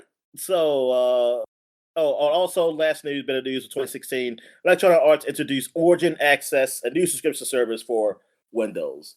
This is when, like EA, yeah, they have their own. They had their own store. They already had their own storefront, right? And or this is all kind of the same thing, like all happened at the same time. I'm wondering if it's happening at the same time. Yeah. Yeah. But yeah, they had a subscription service, like it's something with the online games, and because this isn't a thing where like you get this and you have these games, or this is the start of that. You get the service and you have these games. Is this the start of that, or did they implement that later? So, like, I forget how Origin actually was, because I always remember Origin as a storefront for some reason. Like first, I always thought of that first, and then they did the whole streaming, not streaming, but hey, you pay for this, you can get these games. Yeah, Origin Access is when they offered the $5 for a library of games. Oh, okay. So Origin was already there. Then they have Origin Access. Okay, that's like a separate thing. Then it turned to EA Play or whatever later. Okay, so this is their first time getting to that foray. Were they before Ubisoft? Was this before Ubisoft started theirs? I want to say. I know Origin is before Ubisoft had their thing. I don't know if Origin Access. I was thinking Ubisoft did theirs earlier, but I'm not totally sure. What was Ubisoft's called? Well, if they changed the name, then I don't know. Ubisoft Plus? Yeah, that's what it's called. Ubisoft Plus, and then they got Ubisoft whatever plus whatever. Like that's more classic. Plus, I guess it's Classic Plus or something, class or whatever now. Oh my goodness. That's the one that you get with Xbox and PlayStation. Something like that. I think I'm gonna get any results that are positive just by putting Ubisoft Plus into. Yeah, it is evolving. yeah, but Here's what to expect. 2024. I don't want 4. Yeah, this is EA's first foray. I mean, I guess the first. I'm trying to think. What's the first like big 2019 is when Ubisoft did Uplay Plus. So yeah, it was after. Okay, so I'm trying to think. So I guess PlayStation would be the first thing because PlayStation, whatever that was called, I forgot what it was called when they had it. Yeah, because they teamed up with. Well, they bought the other company, right? Yeah, and then started doing like I guess they would be. Maybe they were the first ones to really have it to get the older games, like the first ones as far as the bigger, like the big big known companies. Not the ones that went default or anything. But yeah, because online was streaming, you didn't really want to, but it's not like you could. I don't know if you could download them. You just only could play them to streaming. I don't think you could. Yeah.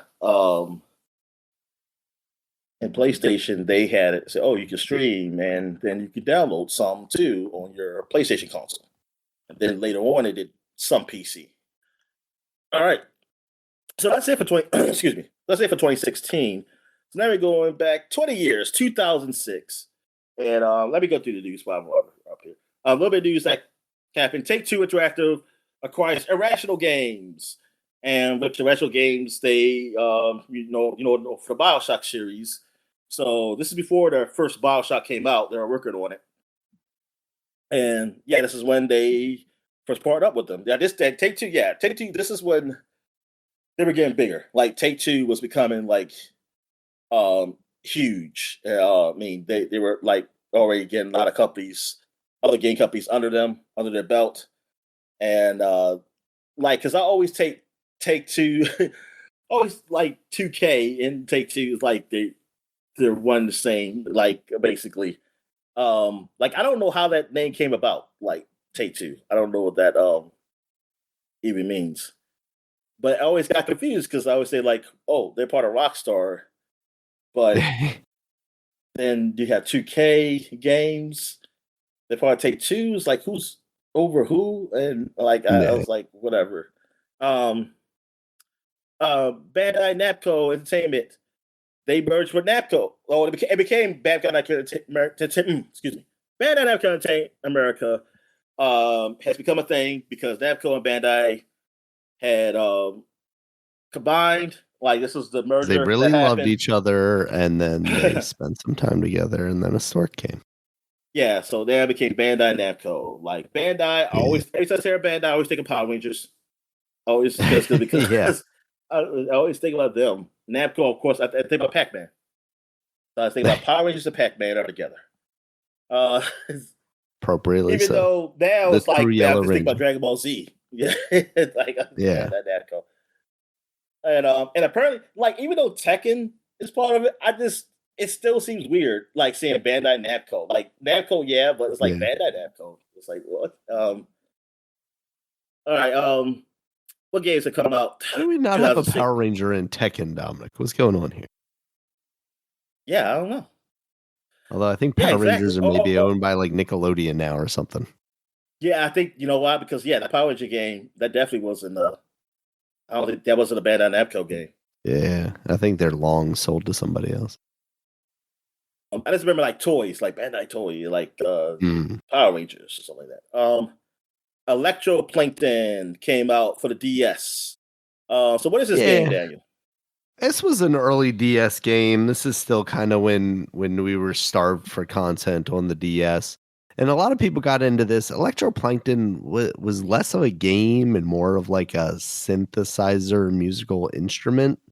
It felt like from everything I experienced with it. I'm trying to think if I ever actually bought this game. I don't think I did because I realized that it wasn't gonna be for me. But a lot of people were into it. I think at one point I might have got it from like Games and Flicks or Gamefly or something at one point. But it seemed novel. But again, it was more of a musical instrument than it was an actual game.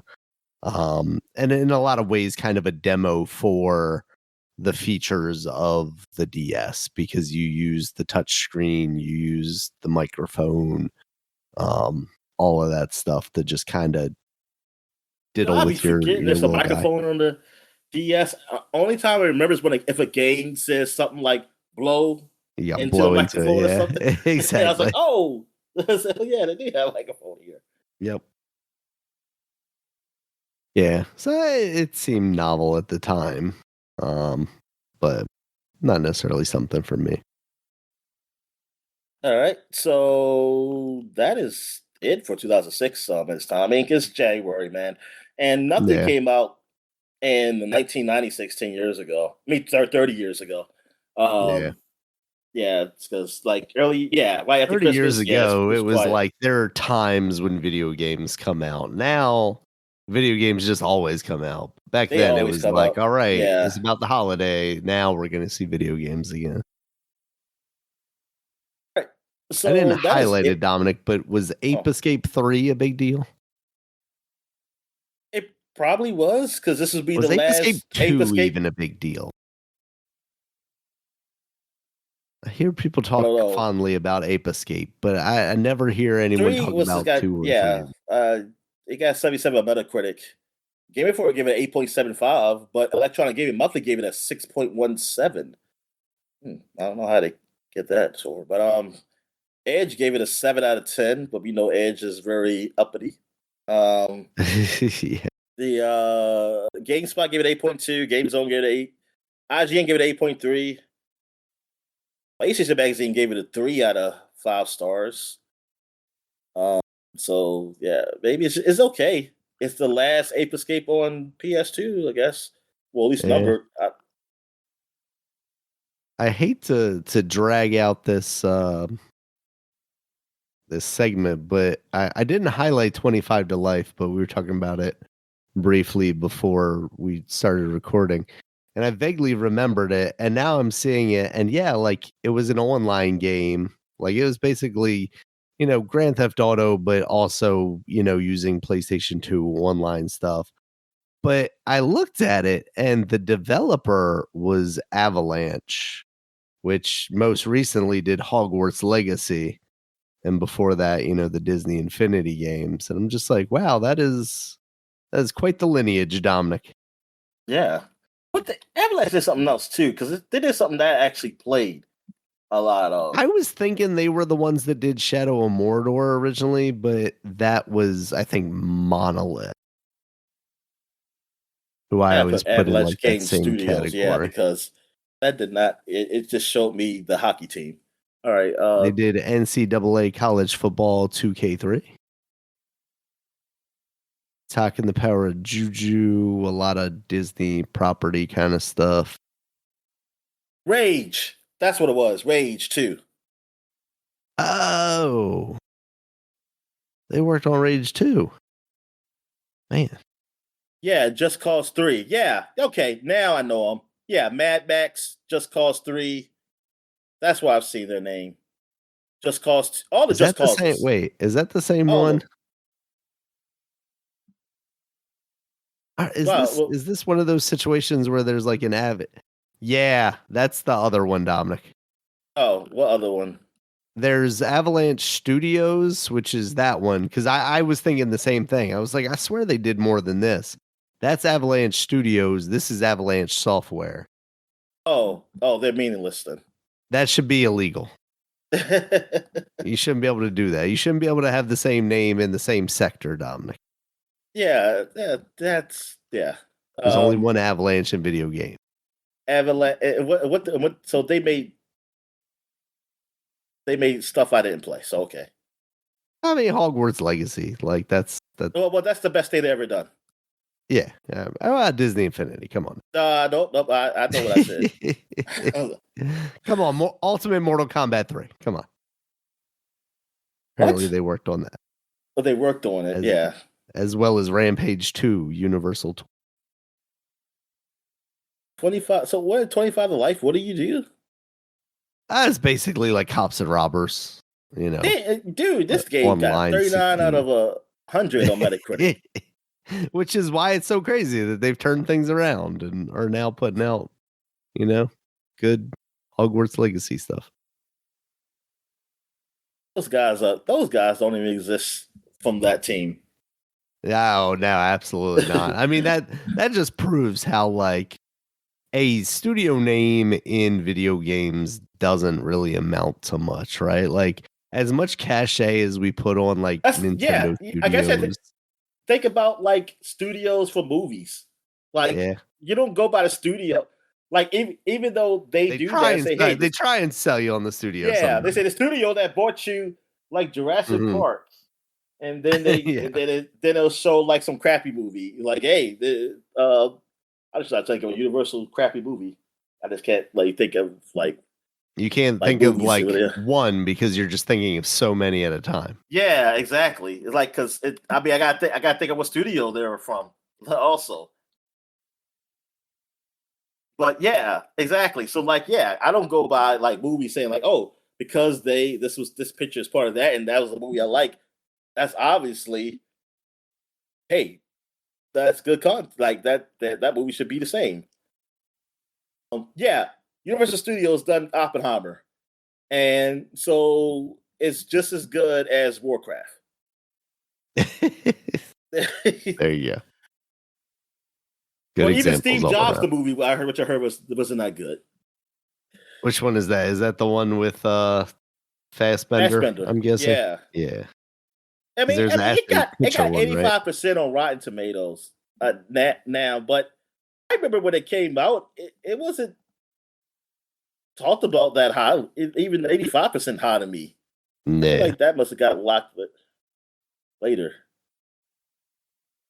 How was that? Oh, that Him movie, man, got a bad rep. The Jordan Peele one, 30%. Jeez, is that a movie from him, or is that something like he produced? He produced. Oh, okay. His name is on it, though. That's the thing. He put his name on it. I have no idea what it's even about. I just recall seeing. Oh, I know his name associated with it. Okay. I mean, I've seen the preview. See the preview a couple times on the movies I've seen. Where we at here? That's it? All right. Yep. So I guess we'll take a quick break. When we get back, we get to the gaming news. All right. And we're back. Let's get to the gaming news. What we got there? All right, Dominic, it's the beginning of the year, and you know what that means? Time to close up some studios. Meta has closed Twisted Pixel, most famously known for Mr. and Mrs. Splosion Man, Comic Jumper, the Gunstringer, early Xbox 360 hits. Oh, that comic game was hard. Like, I liked it too, but I couldn't get far in that game. Yeah. They also most recently did the Deadpool VR game, which just came out, a couple months ago. Then Armature. That's right. They did do that. Yeah. Armature, who most recently worked on the Resident Evil 4 VR port. They famously also worked on ReCore, again, Xbox game. And then Sanzaru, who I guess previous to this would have been known for Mega Man? Are there some people from Mega Man on that game too? The Armature one, yeah, I thought that's what it was related, for ReCore, but I surprisingly didn't see the names associated there. I would assume if there was, they're long gone before even like the sell to Meta. Yeah. Yeah, and then the Azora's Wrath 2 developer, Sanzaru, who also did like Sly Cooper ports back in the day to the PlayStation. There's got to be a different way of going about this, right, Dominic? Like, I understand, like, they bought these studios, but we've seen some studios more recently be able to kind of spin out and save themselves from the death clutches, I guess. Like, Twisted Pixel is a name that, like, if I saw that on a video game, I'd be interested in what it is. Armature, maybe not so much. Sanzaru, their cachet, I think there is some there because they have developed really good games, but the name recognition maybe isn't quite there anymore for me. But, like, if there was a Twisted Pixel game coming out, I would be interested to see what it is, even if I don't have the ability to play it, like a Deadpool VR. Because they also, I think Wilson's Heart they did, which was a VR one that I was always like really interested in what they were working on there. Yeah, there's got to be a way for us to either stop or maybe rewind all of these companies that got gobbled up by these bigger companies, in this case, Meta, Facebook. Stop them from just being thrown by the wayside. Like, we need to, I don't know, support smaller creators so they can stay small. But like, everybody wants to sell their company to Meta, right? Like, and get the big windfall. And I guess that's, where things break down, is everybody wants to get the big payout. Not everybody, obviously, but a lot of people would like that big payout, and The whether people who that know what's means, coming, Daniel.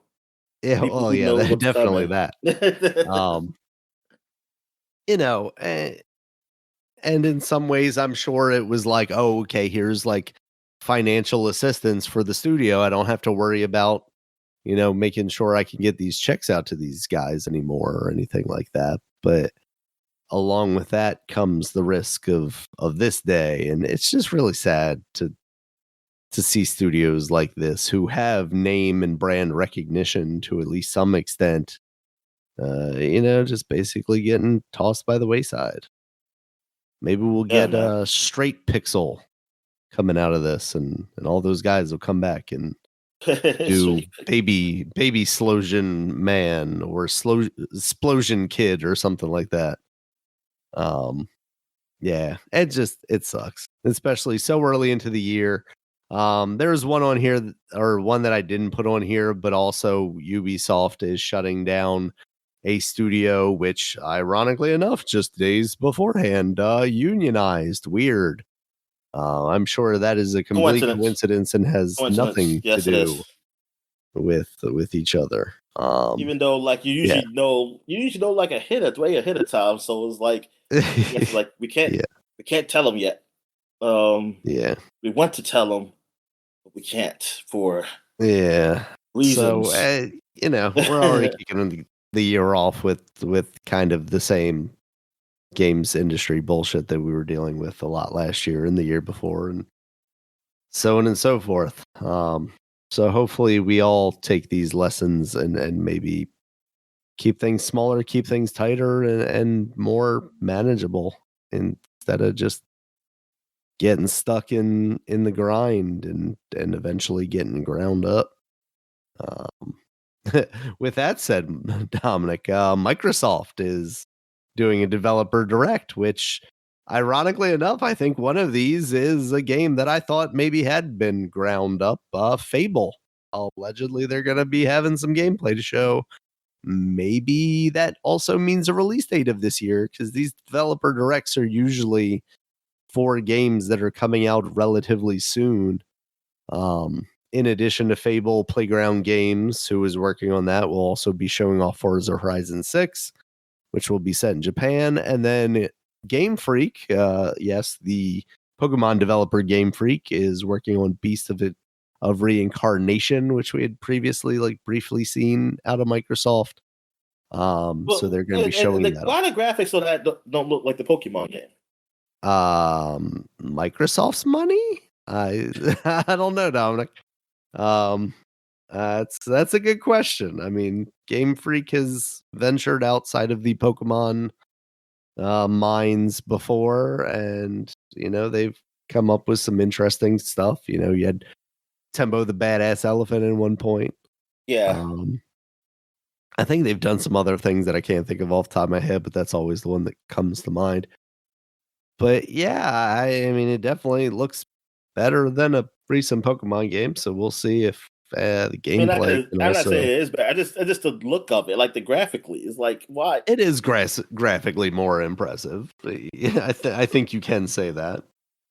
Yeah, it's just that just pisses me off. Like it's like God, like I because just they know don't they want. don't have to, Dominic. That's why. But that's see that excuse only it works sometimes because it's like a lot of games don't have to. Like Mario don't need to make a 3D another 3D Mario game. Well, But they thanks, do. Dominic. Now we're not gonna get another 3D Mario game ever again. Like, but they do, but they don't have to. Yeah.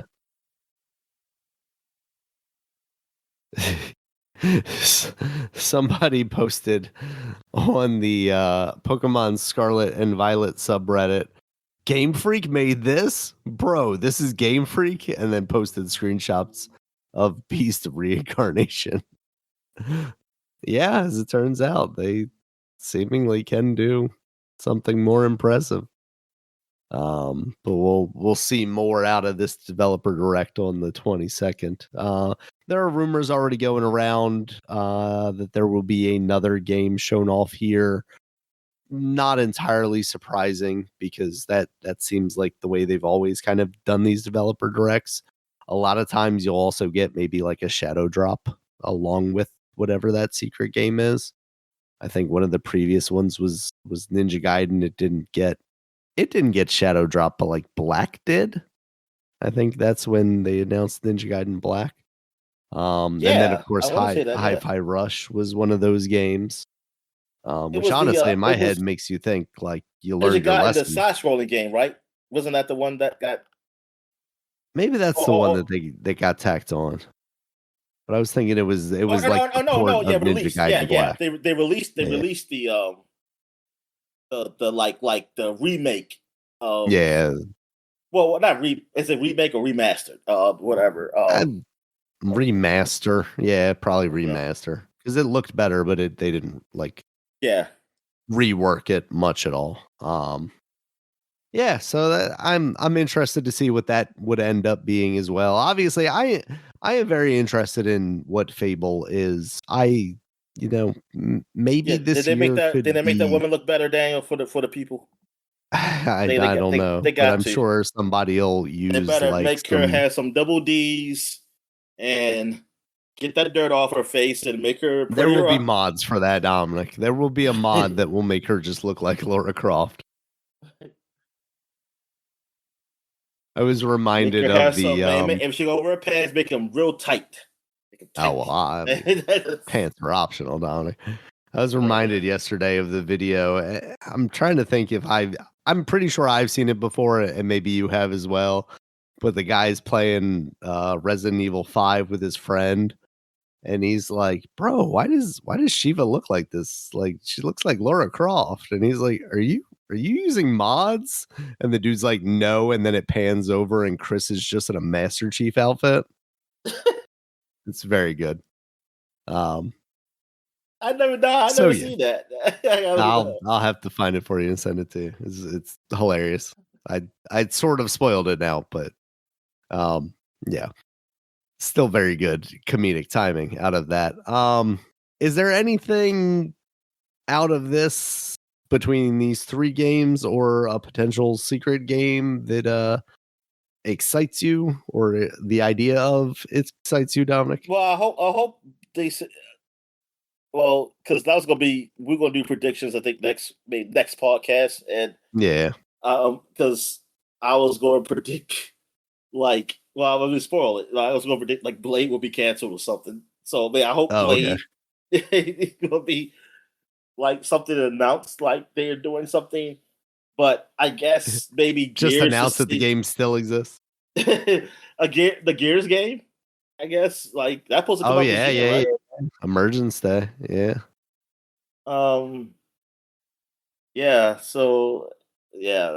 darn man, it just pisses. Oh my god, it pissed me so off now. Oh, never mind. Just that they didn't finish that story, and that sucks. But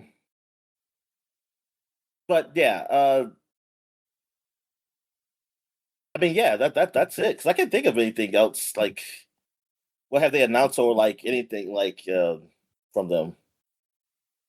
Here's what I'm hoping. It's a brand new thing that I didn't know anything about and relatively small, so it's not taking away from one of the many things that they've already shown off. If there's no gameplay or something for it, that's the thing. I don't want it though, because I'm is it going to be a thing? Is this another one to add to the list? Yeah. What if State of Decay, Dominic? You like those games? Somewhat, but I mean, it's too much survival though. Like I really the survival stuff kind of takes me out of it. I mean that's what those games are, but I just want to shoot zombies. State of Decay, but now closer to the division. Yeah, probably that. You don't have that news up here about the division. What's that? About was there actual news? I thought I heard some rumors around, like maybe it's. Oh no, they had a thing, little show. They had some more like there is going to be a Division 1, like almost remaster or something. Oh really? Okay. Let me look that up. And Division 2 is supposed to have something going on too, soon or maybe now. I haven't played it recently. Okay, they gave me Division 1 college sports. So like that, put the Tom Clancy in here. Okay. Let me see. News.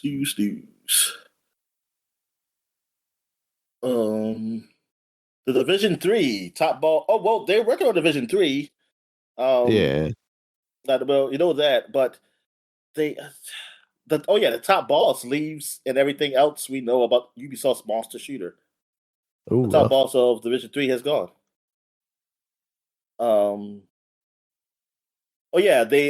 Ubisoft announced the Division 3 back in 2023. Yeah, blah blah blah. Okay, yeah.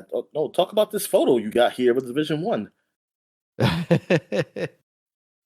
got the photo all the way up. Oh my god. All right. There's a company. Division 3 development. It just got a massive next-gen update, apparently.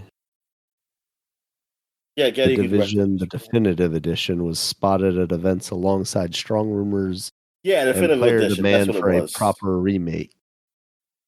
But they got the picture up there. Appeared at first-person shooter day in Japan, hinting at a major re-release or a remaster of the original game. Interesting.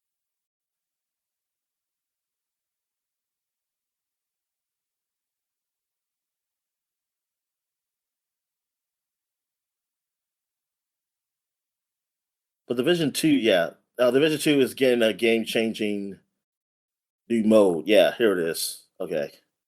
And this, because they did announce this at Japan. Like, not, I don't know if it was in Japan, but it was kind of streamed. They were streamed over in Japan, about the games. So they celebrated 10th anniversary this year. The Division 1. But the Division 2 players are the ones getting the gift. Apparently, in this article, that's what it says. An update coming in March will add realism mode to Division 2. Okay, that's the mode I don't care about. Giving fans a new way to experience the game. Realism mode is only available for players who purchase the Warlords and the Euro expansion. The mode itself is a stripped-down version of the game that drops or modifies some of the series' traditional elements like the HUD, the map, and hit markers, as well as XP and leveling progression. Instead, players will have to adjust to completely rebalance arsenal and a reality where shooting a foe in the arm or leg isn't very effective anymore, but headshots still work, which is good news considering the ammo will be much harder to find in this mode. But wait a minute, if it's realism, shouldn't it be more effective? I don't get it. The announcement video, Ubisoft team revealed that the upcoming anniversary season will feature a collaboration with Tom Clancy Creation, but further details about that particular collaboration weren't shared. However, it sounds like outfits, gear for Splinter Cell, Rainbow Six Siege, and Ghost Recon will be added to the game, which they already had Splinter Cell stuff in the game before. At least I think it's the first one because I got it on, so I have it on his suit. I think it's the first one. That's what I had it on because I played both of them. I'm getting confused. They also talked about, like you said, the definitive edition was spotted in Japan. It's unclear when or if Ubisoft will announce that project, so we don't know much about that. I just want them to do what they did with Tom Clancy's Ghost Recon, the latest one, where like you can basically play the game almost like the way you want. Like you can just change everything, and I kind of want them to do Division that way too, because it's like, hey, I want to play single player and just like make it so I can just get through the game. I don't have to freaking do all these side missions if I don't want to, like, and make it a little easier for like I just want to just play it where I want or whatever. That's kind of what I wanted them to do. I was kind of hope that's what they would announce with that. But yeah. So yeah, that's all I've really seen. I didn't really see any other gaming news, I should say. Nope. Well, Sophie Turner, they got a little picture of her as Laura Croft. I guess. Yeah, I saw that. What do you think? What do you think about that, Dominic? Yeah, Do you think it looks like her. Sansa's It looks like her and in Laura Tomb Raider Croft. She outfit? can get she can make her boobs a little bit bigger. I mean, that's all. That's to be just like the Laura Croft I do of my youth. It is an interesting mix, right? Like you have the circular glasses, which is very much an early Tomb Raider thing, but some of she the has aspects the body are not quite the same. woke Laura Croft. So I stop. But no. I mean, it's fine. I just wonder what that's gonna be like. Yeah, I mean, they're doing that. They're doing this God of War show. I mean, God of War is already, you know, a movie, a TV show. Like I could very much see that, but Tomb Raider, I don't know. I'm just not seeing it. Yeah, that's just going to top the classic Angelina Jolie stuff, man. I mean, yeah. It's like, you got to respect it. You got to respect it. You don't have to like it, but you got to respect it.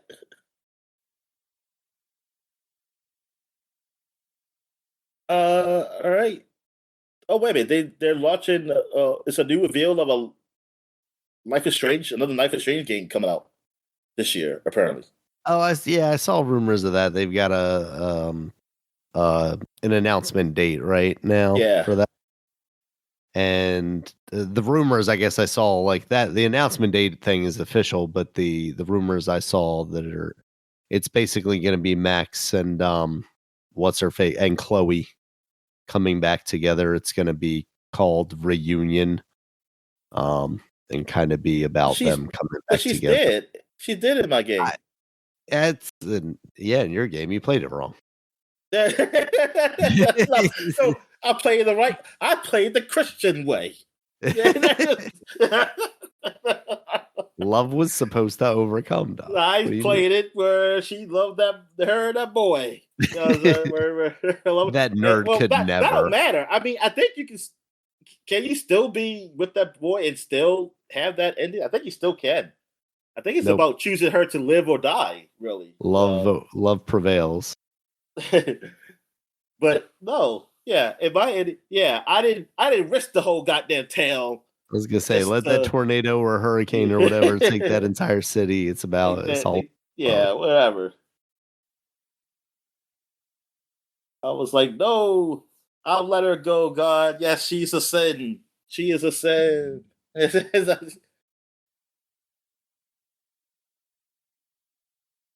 All right. That should be cool. All right. So do you want to do this? Do you want to go through the past game of the years?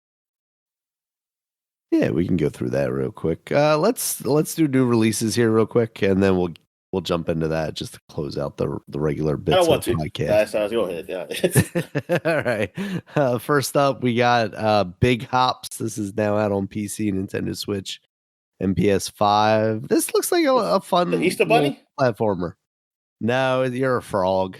And you use your tongue to platform. I am interested in this. I gotta check it out and see what people are actually saying about it. Because it looks fun from what I've seen. Higher, a frog or a bunny? Let's see here. I'm gonna go with frog. I feel like he's got springier leg. I've never seen a bunny quite do the I feel like Bunny's legs are built for shock absorption. They jump forward, right? More forward. Yeah. I feel like that's more for like shock absorption, whereas frogs are just like springy. You got the bounce boy. Yeah. All right. And then we got the jump. legend. That's what Google says. Okay. Then we got the Legend of Heroes Trails Beyond the Horizon now out on PC, Nintendo Switch 1 and 2, PS4, and PS5. Dominic, where does this fall in the line of things? Are they in space now? This is the latest one. This is the the latest game and as far as timeline. And I meant to look up the prices real quick for this game. What's it called again? Legends of Heroes Trails Beyond the Horizon. Oh, Beyond the Horizon. $10,000 on Nintendo Switch right now. And thanks, bastard.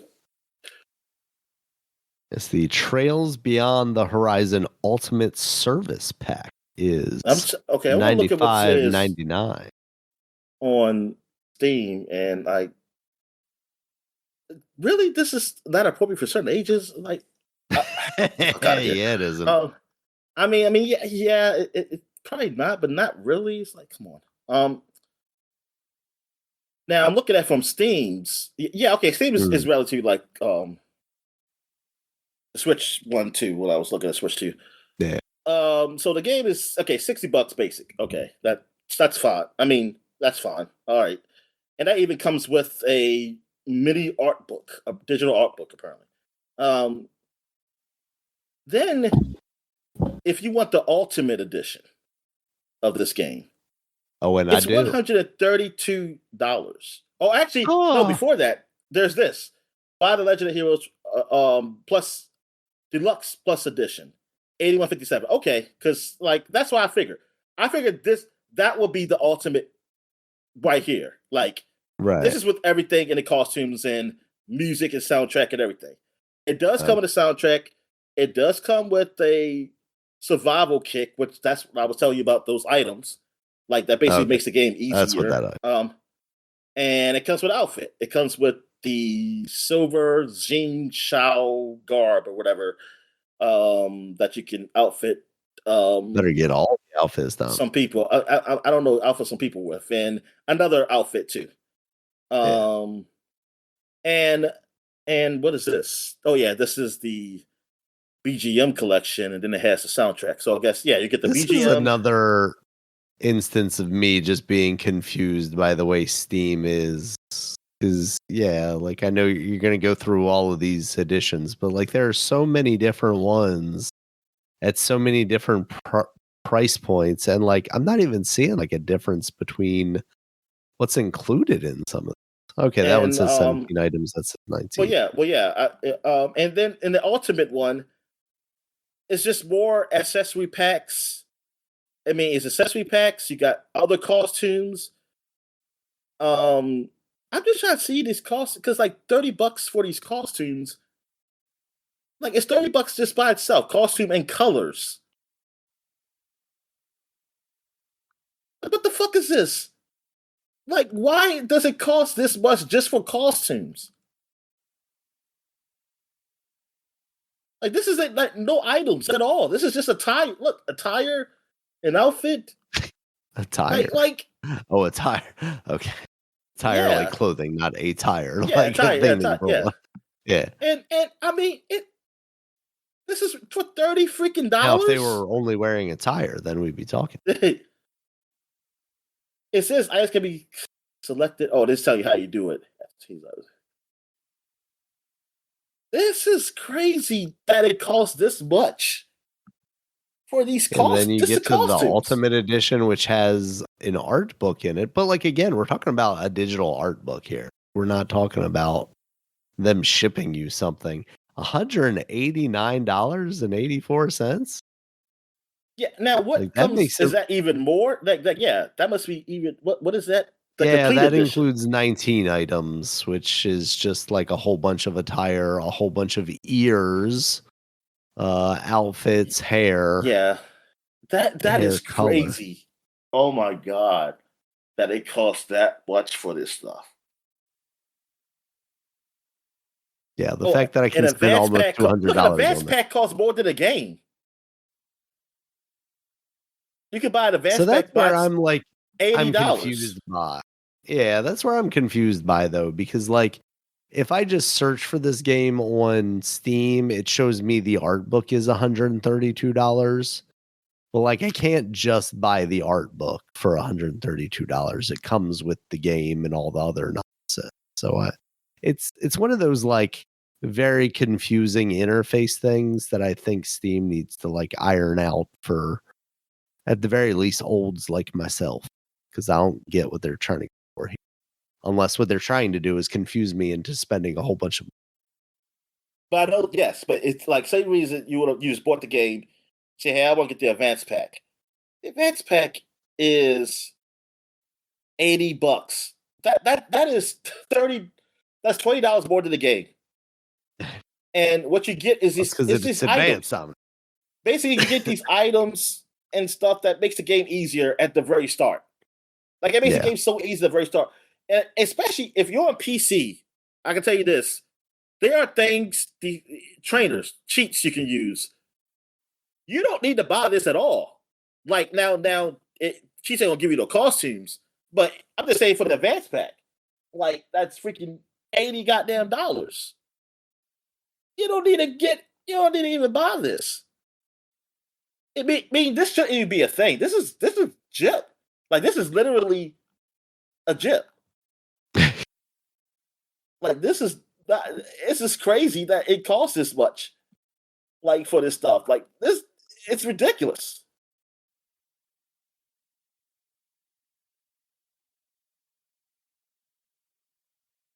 Yeah, people. I mean, people in the comments are praising the game, but I'm sorry, man. Somebody be in the comments be like, "Yeah, it's a good game, but this is ridiculous. This price is ridiculous for this shit.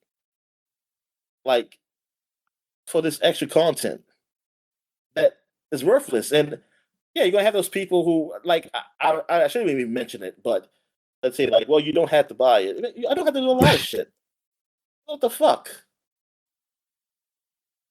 And like, and people use a lot of things say what they are because you just say, hey, just ignore it.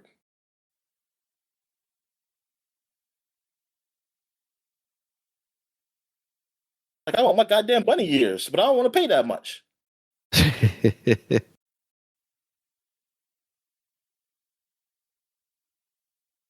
All right. So let's get into this list. So like what we did in a few years is that like basically it was like a year review. Like so this is kind of a year review flashback segment. So we're looking back at what games of the year for 10 years ago, 20 years ago, 30 years ago. Like what did these what were the games of the year of those times? So basically, like the year, basically looking back at the games of the year for Here to those tell them past how years. wrong they were. Yeah, we do that too. So we're starting with 2015. I'm getting all this information is from the list of Game of the Year awards from Wikipedia. I've been doing that since I don't know when we started.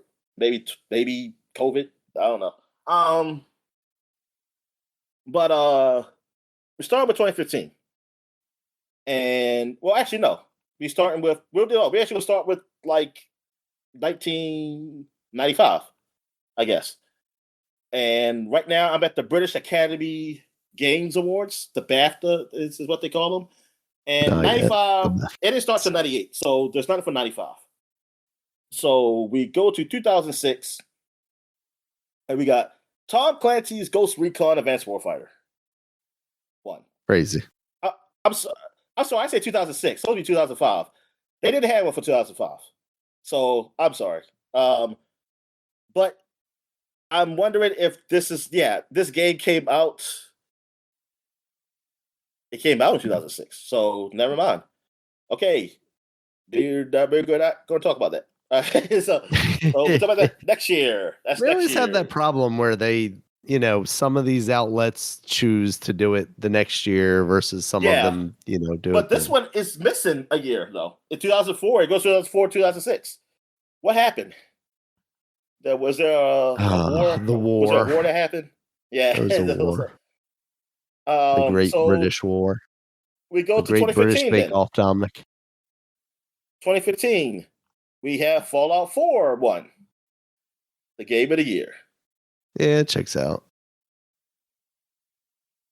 So that's the BAFTA. So now we go to the Czech Game of the Year awards, and I always do this one for whatever reason. Give love to the Czech Republic. So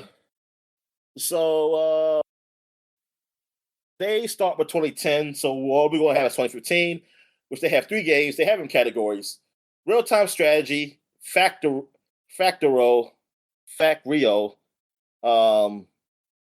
One. I remember seeing this game. Yeah, this game. Oh my goodness, I like. It can get so condensed with the factory stuff. It looks cool though. And it just came out on Switch 2. Yeah, because that's what I saw. Saw on Switch 2. Like, yeah, Yeah. it's a strategy game, and it looks pretty cool. Um, It is intense. Remembered is an art adventure game. Um, that won for best. Is it art game or something? Where am I at? Damn. Yeah, art adventure. It's the art. Yeah, it wasn't an art adventure um genre. I don't know what it is. I'm clicking on it. It says the game is a 3D first person shooter. It's set in a dream world that players explore. The player has to use the ability to forget they want to progress. This ability means that certain objects in the game change when player is looking to a different direction. Okay, somebody said edit this, or if they leave the area. If player fails a level, they are regulated to the previous lower level. All right, seems like it's some kind of really weird type of game. And then they have an educational game one, Czechoslovakia, 1938 to 89, the assassination. Ooh, the Charles University made this game. So yeah, I guess it's talking about some important person who got killed that year, which I don't know. Let me see here. Oh, is that Munich? Is that Munich? Oh yeah. All right. So I don't know, it was the movie, and I even forgot that. All right. So the Dice Awards. The next one. Yes, these are Dice Awards is almost what I consider like that in the Game Developer Awards. Like some of the big awards, like those are the kind of big award shows I really give. Yeah, those are the real ones. The prominent ones. Yeah. So prestige. Yes, and so in Dice, it does start with 97. So we're gonna go here to 2005, and God of War won for 2005. Yes, that was a great game. And in 2015, Fallout 4 won. Boo. So now we're going to Electronic Gaming Awards, EGA, the EGAs, I guess. Which that started in 1979, really. And they started in 1979, but they don't have a 1985. I guess nothing came out. No. I guess nothing came out until 1992 and 93. Not in They only had arcades, 1995. Yeah, there are no fives. Like go 1979 to 1993, but a lot of missing years here. It's a lot of so we got nothing from them. All right, so Famitsu. This is the magazine, one of the biggest magazine publishers over Japan. The only one I really know of. That's the only one I really hear about. So they started in 1986. So we're going to, they started in 1986, but they stopped at 1991. They take a break, I guess. Guess those Japanese games came out, and then they go to 2004. And so now we're going to 2005 for 20 years ago, and Resident Evil 4 won. And they gave 2 awards. Yeah, they They cheated. gave Resident Evil 4 and Kingdom Hearts 2. They tied. That's cheating. And I was a big Kingdom Hearts 2 fan.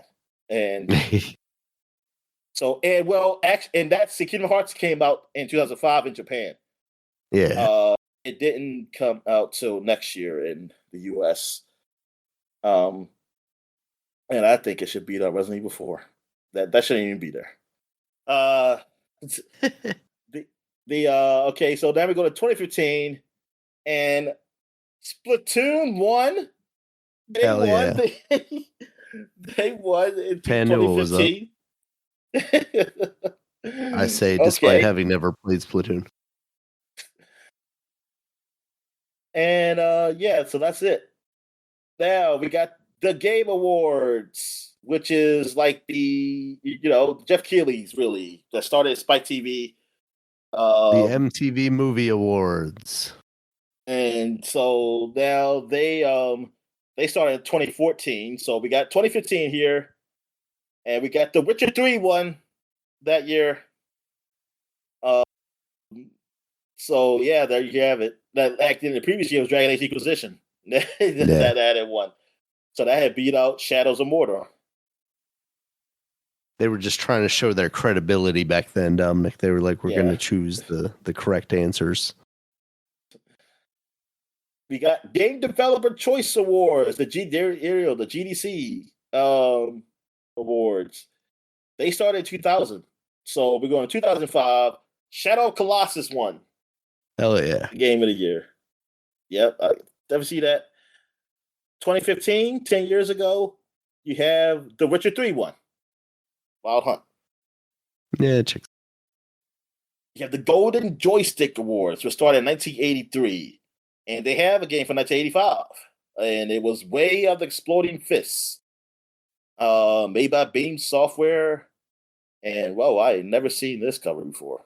Some solid Commodore 64 gameplay right there, Dominic. Yeah. Exactly, yeah. Look at that. In 1995, no 95.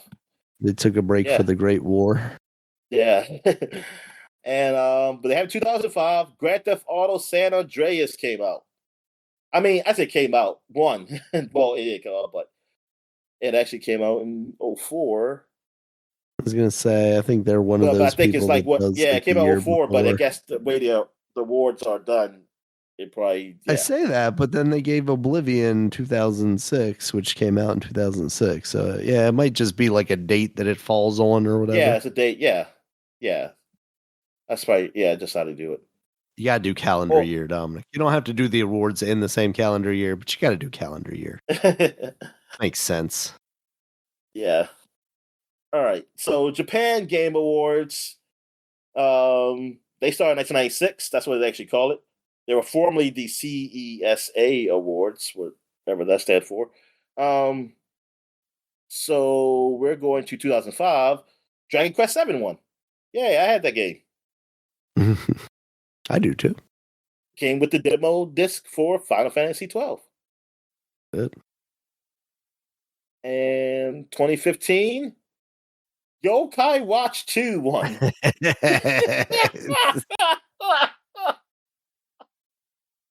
Boy, man, this should be a new Yokai Watch now, man. This is the time Yokai Watch could come and be like, look at our graphics compared to Pokemon. Say the full names, Dominic. Yokai Watch 2, Bony Spirits, and Yokai Watch 2, Spirits. Fleshy Soul. Yeah, that's right. That was the other one called? Oh, yeah, I thought, Fleshy Soul, Bony Spirits. That's pretty good. That's pretty good. But I think that's where it kind of ended. On like Pokemon. Yeah, they ended it too. Yeah. I think I watched that first episode of that series. And that was it. All right. So we got the New York Game Awards. And New York Game, why does that city get to have New York Video Game Critics Circle? Look, Dominic, we could be on this page if we really wanted to. We just Got to become wiki Yeah, moderator. exactly. All right. So it starts in 2011 with New York. That's when the city finally got video games in the city. Well, that's when they got back from 9/11. Yeah. I mean, all the mayors. This. They held it all. Giuliani, not a video games fan, famously. Kumo did it. But where are we at here? 2015. Wow, Richard 3 Wild Hunt one. And we had the Spike Video Game Awards. Here we go. This is before the Keeleys, baby. This is when it was the People's Awards where we voted. And in 2005, I don't know. Maybe they did they? I don't know when they stopped the vote, but Resident Evil 4 did win 2005. So that seemed like that's too right. I almost feel like they stopped the vote on the first year. When Madden NFL 2004 won. Maybe that's when they stopped. I remember Madden had won. And I think that's probably when they had fans vote, and then they were like, we can't keep doing this. Yeah, because I was trying to find another Madden, so I guess that was it. Madden 2004. And I had that game. I remember going early to GameStop. GameStop was open. The ball wasn't even open yet, but then I opened GameStop early for people could get their Madden game. I remember sitting in line, getting Madden. Now I think about it, I'm an idiot. That game was always going to be there. Why did I have to get up early to do that? And I guess supposed to be the experience, though. Yeah, the experience wasn't that good, Daniel. I mean, it wasn't bad. It wasn't bad, but it was like, who cares? Like, I could have just got it later. Anyway, 2005 Resident Evil 1, and there, of course, that was it, because Spike ended at 2013, and that's when the Keeleys was a thing. And Spike TV wasn't a thing no more. I don't know what Spike TV ended up being now on cable. South by Southwest Gaming Awards. They started in 2013. Those hipsters. So 2015, they got the Witcher 3 Wild Hunt one.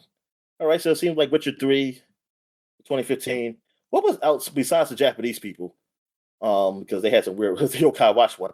Like, what other game has It's just been Fallout and Witcher so Fallout, far. That's right. Yeah. Wow. Oh, yeah. Now I'm not thinking about it. I'm trying to think if there's something else from that year that I would have been like, it should have been this. Yeah, you had to see the nominations. So, I kind of wish they had at least like 2 other game nominations. At least you know what's going on. Yeah. All right. The VSDA Awards. All right. This is the Video Software Dealers Association, which started in 1982 but ended in 2000. Oh man, Bloodborne came out that year. But surprised we weren't seeing that more. Oh man, yeah, shit. 1995, Donkey Kong Country 2, DD's Conquest 1. Previous year was Donkey Kong Country. A little bias there. A little bias to Kongs. Just the touch. All right, so that's it for like the regular gaming awards. Now these are like the publication awards, basically. Websites and whatnot. So publications and websites, magazines, or anything like that. Ars Technica. They started in 2012. So 2015, Rocket League won. Oh, they gave it Rocket League. That's something different. Destructoid started in 2007. So 2015, Bloodborne. They gave Bloodborne. There it is. The game. Yep. It's starting to make more sense now once we get into like websites, you know. Yeah. Yeah, they I guess those other guys don't know games, huh? Nope.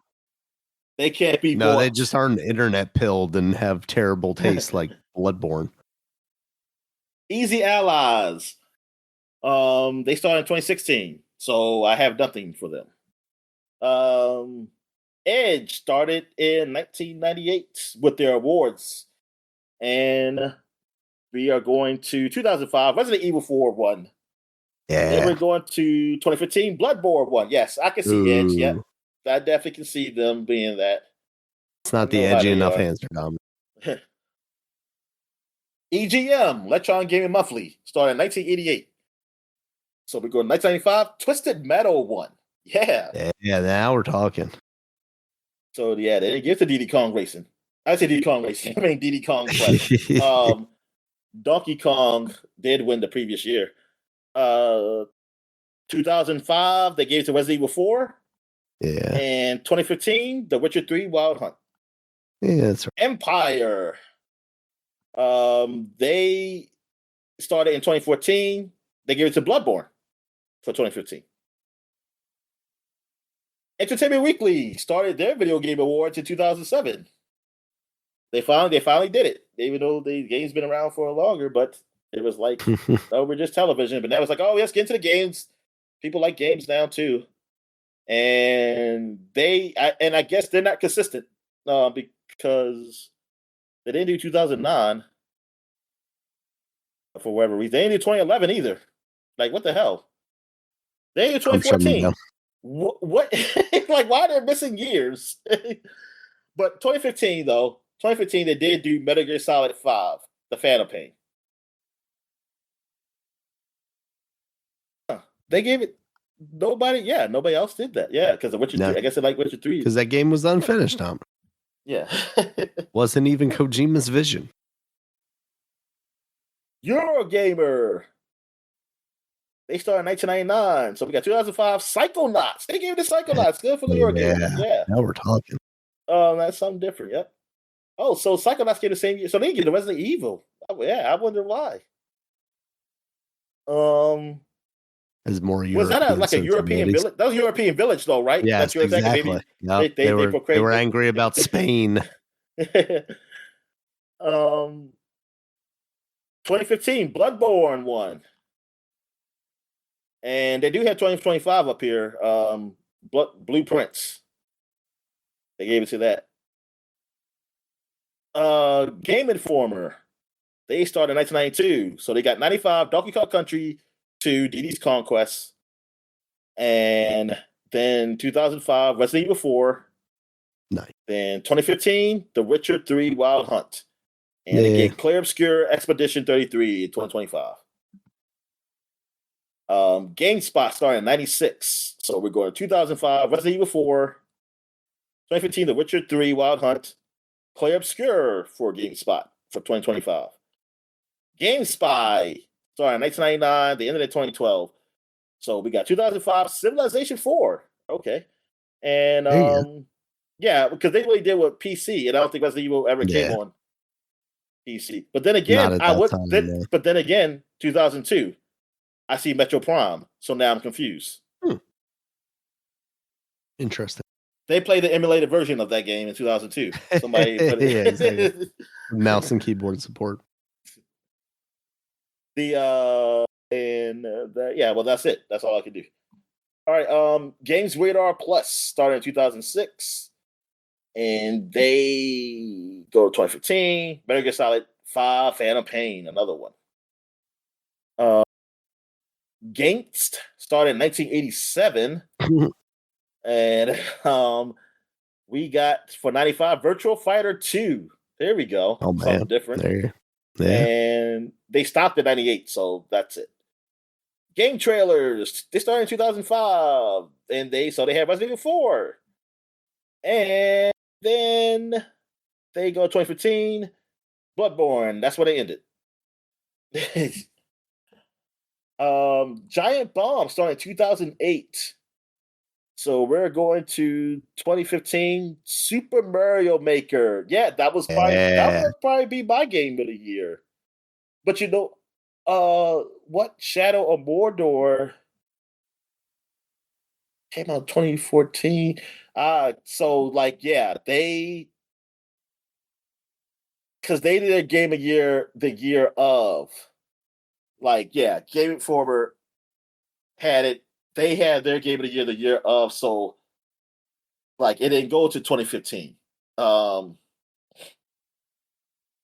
Like some games, like some of these things, they went to 2015. The game, like Dragon Age Inquisition, like that, but that was only a few of them though. Yeah, that was only a few of them that had Dragon Age Inquisition for 2015 because they had the Game Awards in there, yeah, and that the awards was in the next year. Like the awards happened in 2015, but the games probably came out in 2014. Let's just say, and so Game Informer had it within the year. I mean, just like I guess the other games, most of these guys did. Most of these guys had it that way. But they what was I about to say? Yeah, but Mario Maker, but they're the only ones who had Mario Maker. Yeah, I remember that being a controversial decision because they, as a site, were spending a lot of time making and playing Mario Maker levels, so it made sense for them specifically to have that. I would have been agreed. Like I would agree with them too, because Mario Maker was and it's just it can be played, but it can't be played like it was, and that's fucking sad shit. They don't have their 2025 up here yet. Get on that, Giant Bomb. I'm glad because I haven't listened to this podcast yet, so I want to spoil it. Oh well, spoiler alert, Daniel. Hey. It was Death Stranding 2. All right, so oh man. The Guardian. They started in 2007. Wow, The Guardian, that freaking liberal freaking like paper. That rag. Yeah, Donald Trump's like toilet paper. All right, so where we have here 2015. Bloodborne was the winner. And in 2025, they had Blueprints. Yeah. Hardcore Gamer started in 2012. And they have Tales of the Borderlands as their game of the year. Interesting 2015. Choice. Wow, that is different. That's some hardcore stuff right there, Daniel. Hardcore, they call it Hardcore Gamer, and they don't even have Bloodborne for their game of the year in 2015. But yeah, they also have Owlboy for 2016, so I have thoughts about that. These are my type of hardcore gamers, thing. They have Clair Obscur Expedition 33, 2025 for game of the year for 20. Yeah, well, I just said it, 2025. So people have Blueprints, but you see I see Blueprints around though, you know. So that's something. All right, IGN. Yep, the biggest video game website ever. They started in 2001. So 2005, they have God of War as a winner. In 2015, they had The Witcher 3 Wild Hunt as a winner. In 2025, Clair Obscur Expedition 33. So that's the final word, Daniel. They are the final word, IGN. Kotaku. They've bought me, so now I also agree. They started in 2007, so all we have is 2015, and no, we don't, apparently, because I don't see a 2015 up here. They do have a 2025. Like a hiatus. Clair Obscur Expedition 33. One. That's when Hulk Hogan shut them down in addition to the parent company. PC Gamer started in 2011. Damn, PC Gamer been around for a while though. Like it's like why is this just 2011? But anyway, 2015, Better Get Solid the Phantom Pain. Wow, PC Gamer, that's their game of the year. Well, I guess they can't get Bloodborne on. Yep. But there was another game. The Witcher. Yeah. It's a little shocking, yeah. Yeah, whatever. Kojima paid him off. Yeah. Well, not Kojima because he left. But I guess his name is still tied to it. He preemptively paid him off. Yeah. And then he lost his money. Okay, 2025. This is something different. Kingdom Come Deliverance 2. That's funny because I feel like, that game for PC Gamer, but I still feel like that's weird that Metal Gear Solid 5 though. Like that's not Witcher 3. It definitely feels weird. Polygon. They started in 2012, so 2015. Her Story. Yes, that fits. Yeah. And 2025. Blueprints. The Telegraph. I know the Telegraph started way before 2008, man. Wasn't that like the 1800s or something? But they started in 2008, 2015, Bloodborne, and they stopped in 2022. So nope. People finally stopped using Telegraph. All right. Beep, beep, beep, beep, beep, beep. Yeah. Time Magazine or Time website or whatever. But they started in 2006. That's when they finally got into video games, just like Insane Weekly. This waited so late. So we got 2015 Prune. Man, get the fuck out of here. What the hell is this? What the fuck? Oh, it's an iOS game. That's why. It's a puzzle game on iOS, Android. I mean, it did. Well, here's the one thing: Time Magazine's Game of the Year up here. It was additionally nominated for categories at the British Academy Awards and Game Developers. It was nominated, but yeah, Time, whatever, man. Hey man, this guy that made the game previously worked at Raven on Call of Duty and Wolfenstein. The person who voted on the game, they never play console games. All they had was their phones. They say they're playing this game while they was waiting, like at a press, like when they like at the press places, like the places where the press had to wait, like in the White House and stuff. They were playing this game. That's why it won. And look, the next year is gonna be The Witness. So yeah, this is I see what's going on here. It's just like Fruit Ninja, but for trees, for bonsai. Claire Obscure Expedition 33 did win for 2025 for Time Magazine. US Gamer started in 2015. What did America say? I don't agree with this. I mean, even though I like the game, I agree it is Game of the Year, Super Mario Maker. But as US Gamer, you're supposed to be voting for all US games. You got to take the European approach. The Czech Republic approach. Not even European. Not even European. It has to be USA. Like at least the publisher. I'm saying you have to go their approach, which was always select a game made in their country. Oh yeah, like the Czech Republic. The Super Mario Maker won 2015, and US Gamer only lasted to 2020. This makes sense. This was there for Trump's administration, and then once it went away, they stopped. Things went back woke again, Daniel. Y'all did this. Y'all liberals did this. All right, Yahoo's still around. Why can't they still do games? Oh, Daniel, I don't hear you right now. I didn't say anything right now. Oh, okay. I mean, you got to give me some talk back, like play. Sorry, Daniel. Like, all right, Yahoo. They started in 2007, so we are going to 2015. The Witcher 3 Wild Hunt. And we'll be back to Yahoo in 2 years because they don't have 2016. But they're only doing the easy years. They're like, is there a consensus over who wins Game of the Year? All right, we're going to also say that. I mean, it seems like The Witcher 3 was kind of the big winner here between the actual developer awards and the publications. Yeah. Obviously, you had a lot of Bloodborne on the websites, but I think overall yeah. I look at the bottom of Wikipedia. It says like list of video games considered the best. I guess they for that year. That's interesting how someone has this. Like I put 2005. I wonder if that's based on review score. Yeah, like 2005 is Call of Duty 2, Civilization 4, Devil May Cry 3, Dante's Awakening. I agree.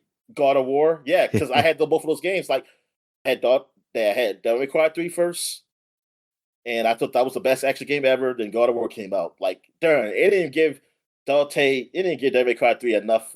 like a year. I could even have a year of saying that. Guitar Hero came out in 2005 also.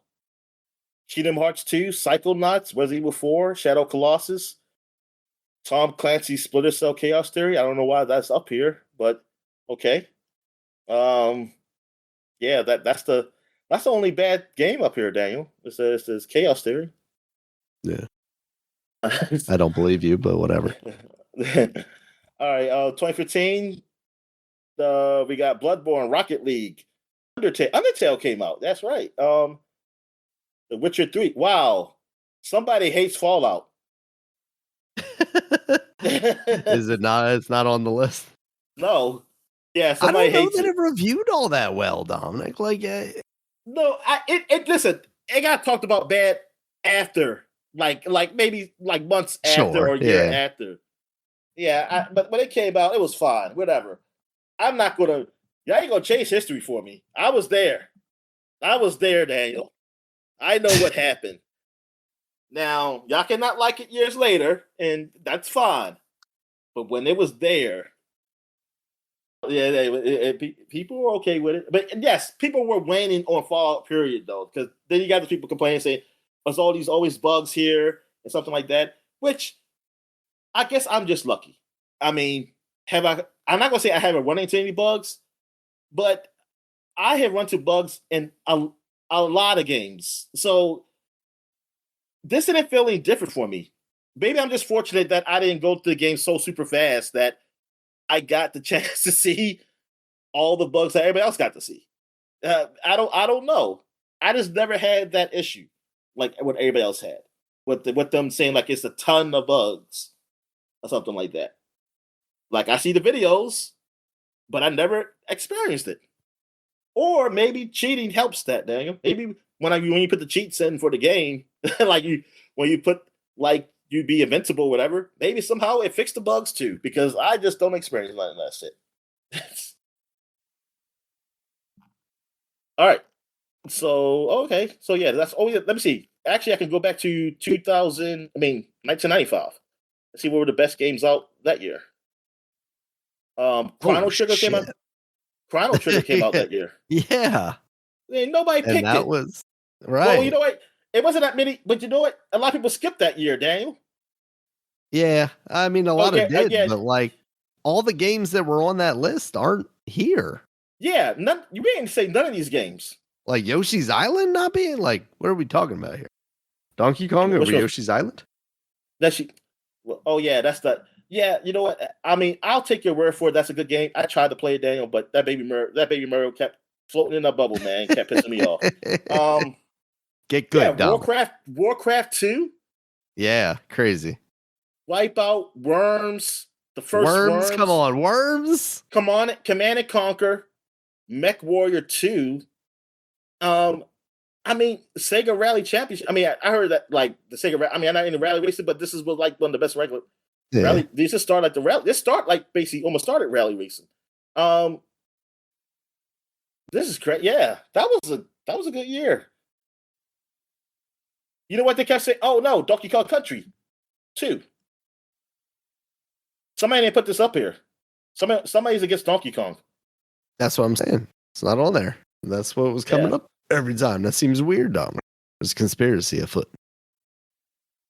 I mean, I know there and PC. I guess there's no a lot of PC gaming awards just specifically for them because I would think like yeah they would have said one of these games. Most likely Warcraft would have won.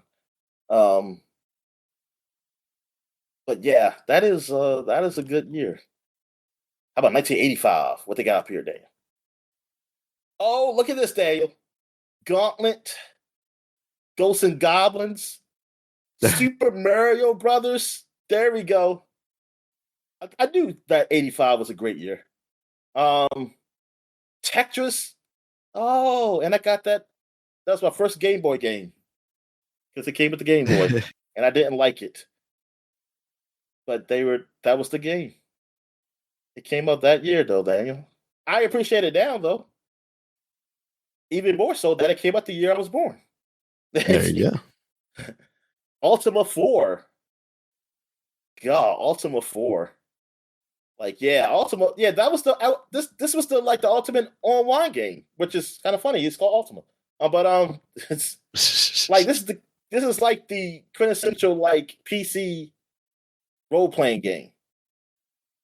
This is the one I like always hear about, and was scared the shit out of me because I knew it was like looked like it's born as hell.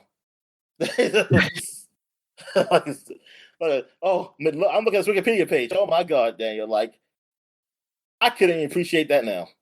I can't even appreciate it now. The virtues, honesty, compassion, like that. What the fuck? Like, what's that shit got to do with this? I got to worry about virtues in the game, man. Get the hell out of here. Look at that. I mean, you play as Moses. Look, that man's parting the sea.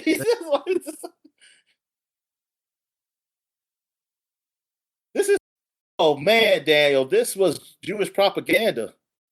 This was you like taking helping the Jews get to the promised land. That's what that is. Look at that map. That is the freaking yeah. Look at the thing, Dominic. It's the Star of David under virtues. Oh my god. Oh my god, Daniel. The ring, red string out and the board, Dominic. Let me go find a conspiracy place and they tell you like Ultima Online was there. Ultima, well, there's Ultima Online, but Ultima was definitely a game is to inspire the Jewish faith and to help Israel against what's the evil. All right. I'm trying to look at this thing. It says triad evil, 3/4 of the world. Disappear, confidence rose and sank, and new cities were built and replaced the ones lost. Eventually, the world, now unified under Lord British rule, was renamed Britannia.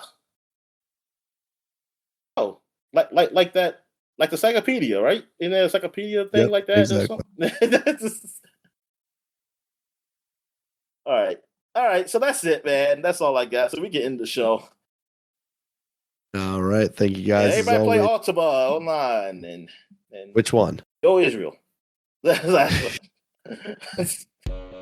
you guys as always for listening. You check us out on Twitter. Dominic's at DStalworth5. I'm at Regulus MB. The podcast is at SupaPod. SUPAPOD. We are also on Blue Sky at supapod.com, at regulusmb.sky.social, and at DinoMan at DominicStallworth.bluesky.social. You can check us out on, we have a website. I almost forgot about the website. We have a website. You can check us out there. It has all of our previous podcasts, as well as links to all the places you can find us, including YouTube, where there's a video version of this podcast, as well as all the audio places like iTunes, YouTube Music, Spotify, Amazon Music, and Audible. And until next time, guys, we'll talk to you later. All right, see you.